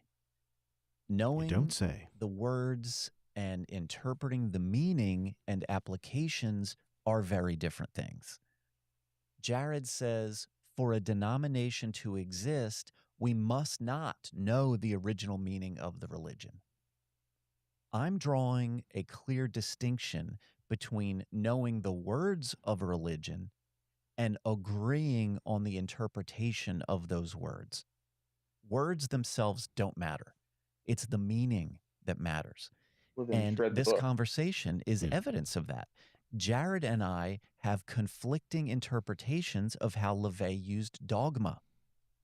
Cabal versus community is another. In the Again, he's like trying to frame this as disagreements on things, and he doesn't understand. Anyway. 11 satanic rules of the earth, LaVey suggests destroying someone if they don't stop bothering you. What does destroy mean? Oh, not this one.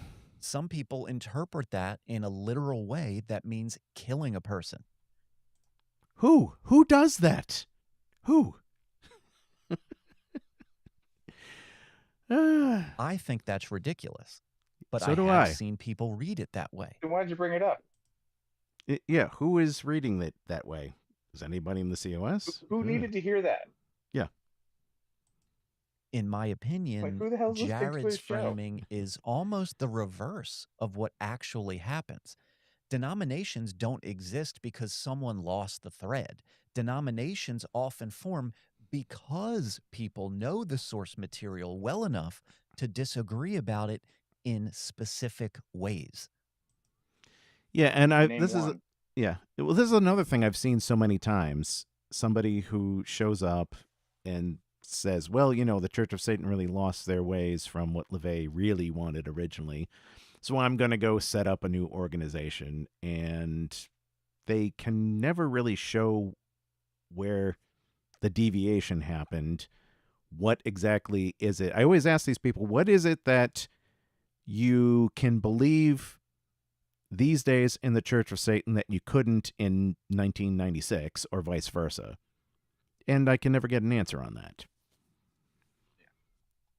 It's like you don't need a new denomination if you're going to be just practicing Satanism. Like the example I always remember, because it was just so ridiculous. It was like a picture that made its way through the Satanism forums of somebody claiming, I'm going to make a new denomination of Satanism called eco-Satanism that's focused, we're Satanists, but we focus on the environment and the importance of that. It's like, okay, but how is that any different from just being a Satanist who happens to have a personal focus on the environment and ecology? That's just a Satanist who's an ecologist. You don't need a new denomination to describe the whole thing. Yeah, and let's see if his logic holds water elsewhere. Do you remember how when the presidents die, we make a new country? You know, it doesn't make sense. None of what he's saying is making sense. It probably makes sense in his own head somehow. They exist because people are making conscious, different choices about emphasis and application. Okay, but again, we're back to the thing. We see two Satanists who are still Satanists, still members of the Church of Satan even, that have different applications of Satanism, and maybe they resonate more with some parts over others, and they see that manifested in different ways and other things, like, you know, politics, political views, economic views, or how they're running their career and their personal lives. But it's still the same religion. I didn't have to make a new denomination because I like doing this thing in my life. Yeah. So again, what is the new thing that he happened to find, and how is this any different than the countless other people we've seen who've set up some supposed new form of Satanism? Yeah. Now, I understand people who are new to Satanism who see all these different groups and they're not exactly sure what to make of it, because I was in that same position myself when I first read the Satanic Bible and said, okay, I definitely agree with this, and then, you know, went on the internet and I realized, okay, there's this is a Church of Satan, of course, but then there's also this thing called Temple of Set, and this guy who's posting from that, and then there's the Mosque of Lucifer Reformed or whatever, you know, all these similar sounding groups.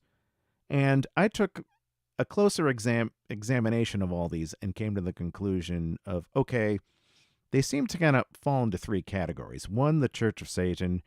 Two, groups that don't even have anything to do with the Satanic Bible, like the Temple of Set is there, for example, and I read what they're about. I'm like, well, I don't agree with any of this. I'm not going to join them. And then the third category are people that kind of sort of claim to believe in what's in the Satanic Bible, but I would look at their websites and their writings, and they're basically just bitching about the Church of Satan and talking about heavy metal. That's what it was at the time. These days, you can probably substitute heavy metal with complaining about conservatives, something. Okay. So, yeah, that was my personal journey and how I kind of ended up going with Church of Satan. Other results may vary. If you have the original, if you and I right now, I use this example a lot. Let's say me and you right now decided to create Awesomeism. Me and you right now, we just created Awesomeism. We didn't invent the word. The word's been around for a long, long time, but we're going to be the first to ever use it as religion. You and I get to decide what that religion is, and that is all there is to it. And 20 years from now, no one gets to make, you know, Mammonian Awesomeism and call it that, or Rosian Awesomeism. And, you know, no. That's not what we made. We made Awesomeism. And so we made what it is and what it isn't. There's no denominations here. There's no room for denominations here, because you and I codified it so clearly that we can actually take our text 50 years from now, 100 years from now, and hold it up to whatever someone is claiming, say yes or no. Is the thing that makes denominations impossible within Satanism, is it just that we have the original text from LaVey? Is that basically the core issue? Like, because we clearly have... Okay. Is there what It's else? part of it, but there is more to it. Okay. Because it's a text alone isn't going to make a religion. It's not going to make the denomination itself. We have historical data that shows that prior to 1966, there is absolutely no use of the word Satanism from the point of view of a person identifying as a Satanist and practicing a religion by the name of Satanism. I use the word Awesomeism because I do that on purpose, because the word existed before our religion we just made, and Satanism existed before LaVey. The word existed before LaVey. Yeah. But every time you hear it, with the exception of Stanislav Szyszewski, you will always hear it in the context of a pejorative. It's an accusation. Don't do that thing. That's satanic. Right. And, it's 1200, and what they're talking about is like showing your ankles. Then Szyszewski comes along. He's probably the first person in history that at least I know of to identify as a Satanist. Same. But he used it in a Christian context as a shock jock. I call him a Howard Stern of his day. There is nowhere. I have the Synagogue of Satan. If you've read that book, it is. Oh God, it's horrible. It is a pain. Have you read it? No. I've attempted to read Oh my God. sections online, but do something less painful, like stick your face in the oven. Yeah. It's horrible to read. It's a terrible read. It is just him complaining about Christians and then saying, hey, this evil thing a guy did, that was pretty cool. But at no point in this book, and this is the go-to book, if you ever, and we want to talk about pseudos, this is the one. I can always tell when they haven't read it, because they're going to be like, oh man, Synagogue of Satan is the first one to codify Satanism. I'm like, really? Did you read it? What page? I'll go look right now. What page? What page does he actually describe what the religion is? And I'll tell you right now, it's not in that book. Yeah. All he ever does is use the pre-existing word that Christians used and basically tell stories about. What conditions would even need to be met for there to be a valid denomination of Satanism? I don't think there could be one. Yeah. Because it would be redundant. Even, let's say that someone actually did have there was another schism, and someone went along and, you could even look at like Carla LaVey and the First Church of Satanism. Let's assume that she really did, or anybody really did actually take the Satanic Bible and do exactly what was said in there. No matter what they do, they're going to make one key mistake that disqualifies them. LaVey didn't make that religion. That's not what if the Satanic Bible is your source, show me where your First Church of Satan is in that book. It's not. He made the Church of Satan, not the Synagogue of Satan, not the Satanic Temple.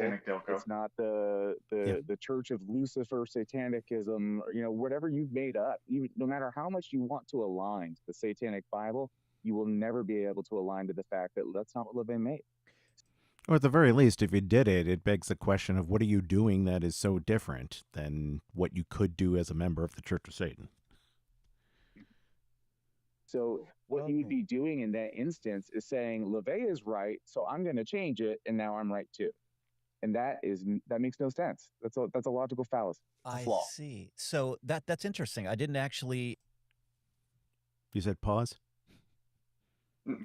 Oh, sorry. I thought you said pause. No, he said I see. Oh. I didn't expect this connection. So do you feel that Satanism and the organization, the Church of Satan, are one and the same and inseparable? They both... Absolutely. Okay. Absolutely. I always chuckle when people say, oh, the Church of Satan's not doing anything, because my immediate response is, what are they supposed to do? Yeah. And they don't know what the answer is, because I'll tell you what the Church of Satan is supposed to do. They represent Satanism to the world. LaVey made the Church of Satan to be on the wall, to be keeping the gate that he created. That's what the Church of Satan does. That's what their point is. And I mean, that's not a secret. That's not a mystery. That's what he made it for. And he also went as far as to say, you don't have to join the Church of Satan to be a Satanist. But the Church of Satan is here to protect that term. That's what it does. That's what the COS does. And I'm happy to be a part of that. So if someone calls me a gatekeeper, that's right. I'm proud of it. Yeah. Yeah. It's actually that part. I forget specifically what section LaVey wrote that in, but yeah, he says... in the Satanic Bible. Yeah. And he says, like you mentioned, one doesn't need to be a member to be a Satanist. Yeah. And So I've always sort of separated the two things. There is an optional organization that you can join if you want to. And then there is the text, the central text Right. of Satanism. And the two, they're two different things that serve two different purposes. And so I've never connected it in specifically the way that you did, maybe. Just because when I hear LaVey say, you don't need to be a member of this organization to be a Satanist, to me, that was enough of a separation. Well, it is a separation. So you weren't wrong in that part. It is the separation. What's that? He heard what he wanted to hear. He heard LaVey say you don't have to join the COS, so he went and made himself a Grand Poobah. Yeah. I was thinking of that when I said it. I was thinking of him and said the backstory here. When I was explaining all this, I was thinking of Satanic as the example. But it's his life. Wasn't going to do that. But it's not a separation to a point where there's room for anyone else to guard the gate. Because no matter how you slice it, if you go make your own thing and you call it the Fifth Church of Satan, and you say, look, we adhere to the Satanic Bible 100%, I'm going to say at best 99%. Because LaVey made the Church of Satan, not the thing that you made. LaVey made his religion, and then he made his guard dog. And then he has his people, like me, hopefully. I mean, I'm proud to take that title. But he made his guard dog, and he made his flag, his banner. So however you want to look at it, are we the guard dog? Are we the Cerberus that's guarding Satanism? Or are we the flag that's waving to however you want to look at it, whatever way makes you feel best. Sure. LaVey made the Church of Satan to serve that function. Yeah. And that's what the COS is supposed to do. It's not supposed to be fighting Christians and worried about politics and things like that. That's not what the COS is supposed to be doing. Yeah. So every time I hear a moral, well, what's the COS to? My other one, the best one, it's either that, it's like Schrodinger's Moron. Either the COS isn't doing anything, or they used to do something and they don't. And they stopped. I'm like, really, what did we do? What did we do in the 80s, in the 90s that we don't do now? Yeah. Because I'll tell you, we've done one thing since 1966, and that is guard the word Satanism. And we're guarding that word whether you join the Church of Satan or not. We're guarding that word. That's what we do. Yeah. Okay, fair At least enough. from a religious text. Yeah. If you want to go use it in the old Christian sense, and, you know, I suppose there's nothing stopping you. But as far as the actual religion of Satanism, that's what we're doing. Especially now that the religion's pretty well established, I would argue that if people are still trying to use Satanism in the arcane sense to refer to anything that's remotely blasphemous, it's like, come on. Get with the times. There's already an actual religion called that. It's like trying to refer to, I saw a commune, therefore it's communism. It's like, no, that's a word that actually means something and is pretty well established now, and you can't just like toss it around really on anything that the root word you think might fit. That's what the Church of Satan does. Yeah. I would just add also, I always say like the Church of Satan has like a twofold purpose, internal and external. There is as you point out, the external purpose of representing Satanism, gatekeeping, that term, pointing out what Satanism is and isn't. And when we have the media or scholars or somebody who need a go-to place, that's what the Church of Satan is for. But then there's also the internal purpose of people who already agree with that to be able to align with it and network like you and I are doing right now. Can you imagine if I'd have opened that door? It'd be another 30 minutes of this video. Yeah. Okay. And I have to say, that's basically everything I wanted us to cover today. And before I forget, I want to say that I do feel like you are a strong representative of the Church of Satan. Our interactions before this have been mostly half-assed on the internet. I'm guessing he's saying that not to compliment you, but he probably wants to make the point of, look, everybody, remember this person that I completely destroyed on the internet was a official Church of Satan representative. And I played the contradiction game and I won. But let's see what he says. Sometimes arguing, sometimes whatever the fuck. But I appreciate being able to have a more lengthy conversation where I can have you articulate some of these points and things like that. And you've said some things today that I don't fully agree with, or I don't fully have the same perspective as you, but that's sort of irrelevant, really. The fact is that you share your message pretty confidently and clearly, and I'm certain that a lot of people aligned with the Church of Satan will probably agree with you. I guess it's a good thing, is what I'm saying. Yeah. Yeah. We always had good conversations. I appreciate you saying that, and I thank you for the compliment. I don't like echo chambers, which is going to sound funny to anyone who disagrees. It's like, well, then here you are saying that LeVay this and LeVay that. I'm like, yeah, I'm giving credit where it's due. LeVay made the foundation, but I, at the same time, don't like echo chambers. If you and I are going to sit here and agree with each other on absolutely everything, that's boring. We don't even need to have the conversation. Right. There's no learning. Same way. Yeah. There's no learning that way. Yeah. And I open myself up to as much learning as the knowledge I hopefully throw out there. So if someone has a counterpoint to any of these, I want to hear it. I want to hear it. If there's a tweak or even something, hey, I would have said it like this. I want to hear that because I want to say it better next time.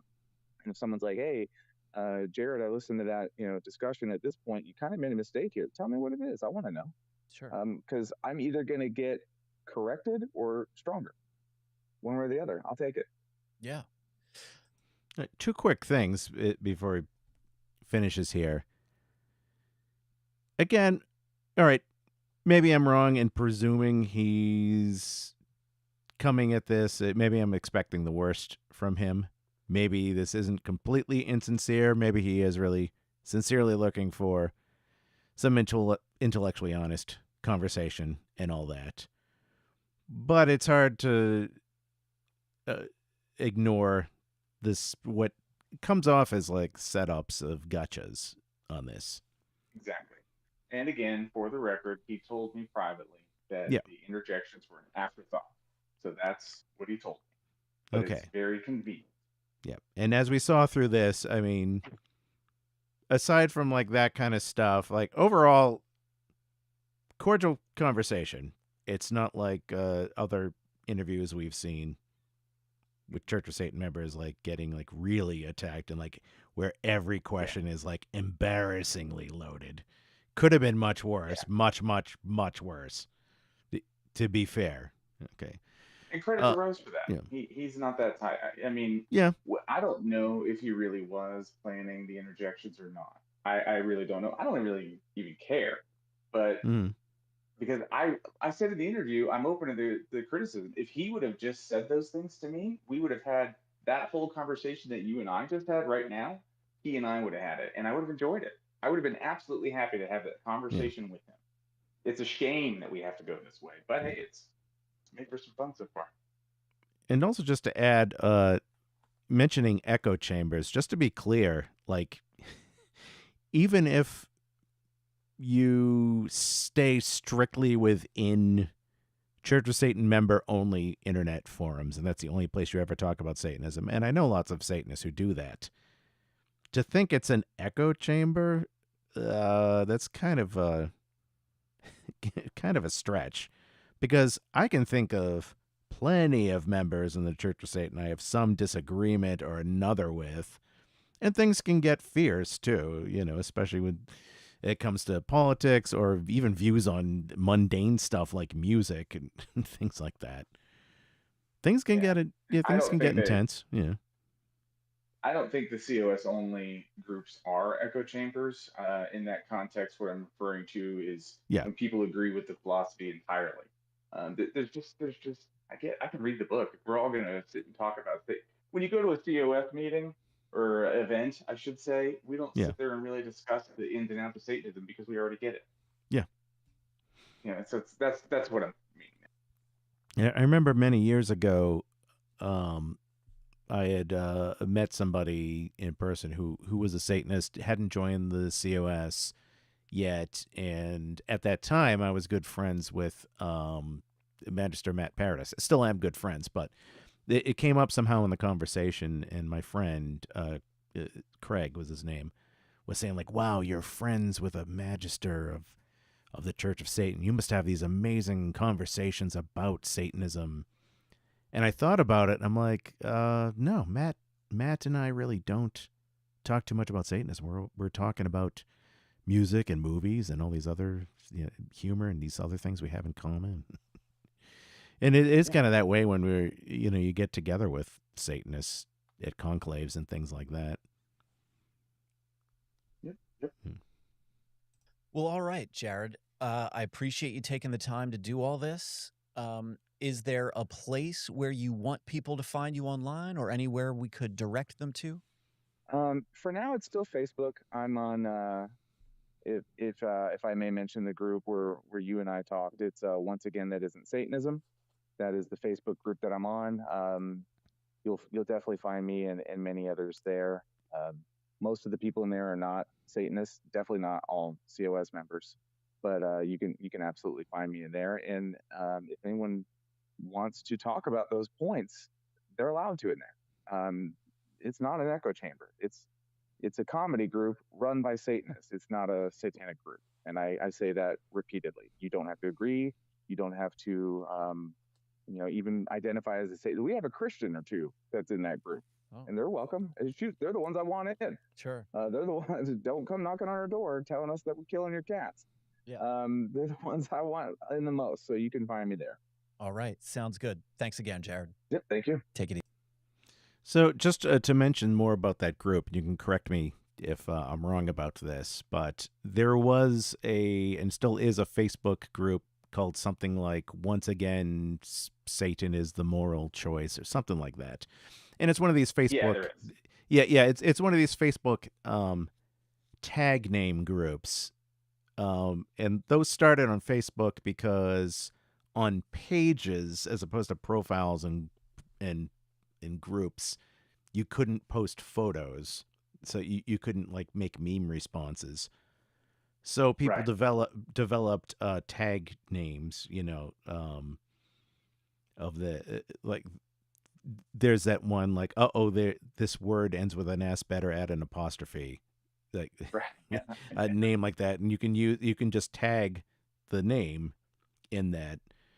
And so the group serves like a twofold purpose. It's a place that you can go and discuss things, but it's also works as a meme in a sense that it's saying, here's a thing I'm making a snarky response to that has happened so many times. There was already a group named after it. And so somebody made but unfortunately what happened with the Once Again, Satan is the Logical Choice, we see it being posted in response to things that aren't Satanism at all. Kevin Solling's cult and things like that. And then so you made a much more apt group, Once Again, That Isn't Satanism. And what's funny about it is, ironically, it's become a big like learning place where people have come to actually learn about Satanism.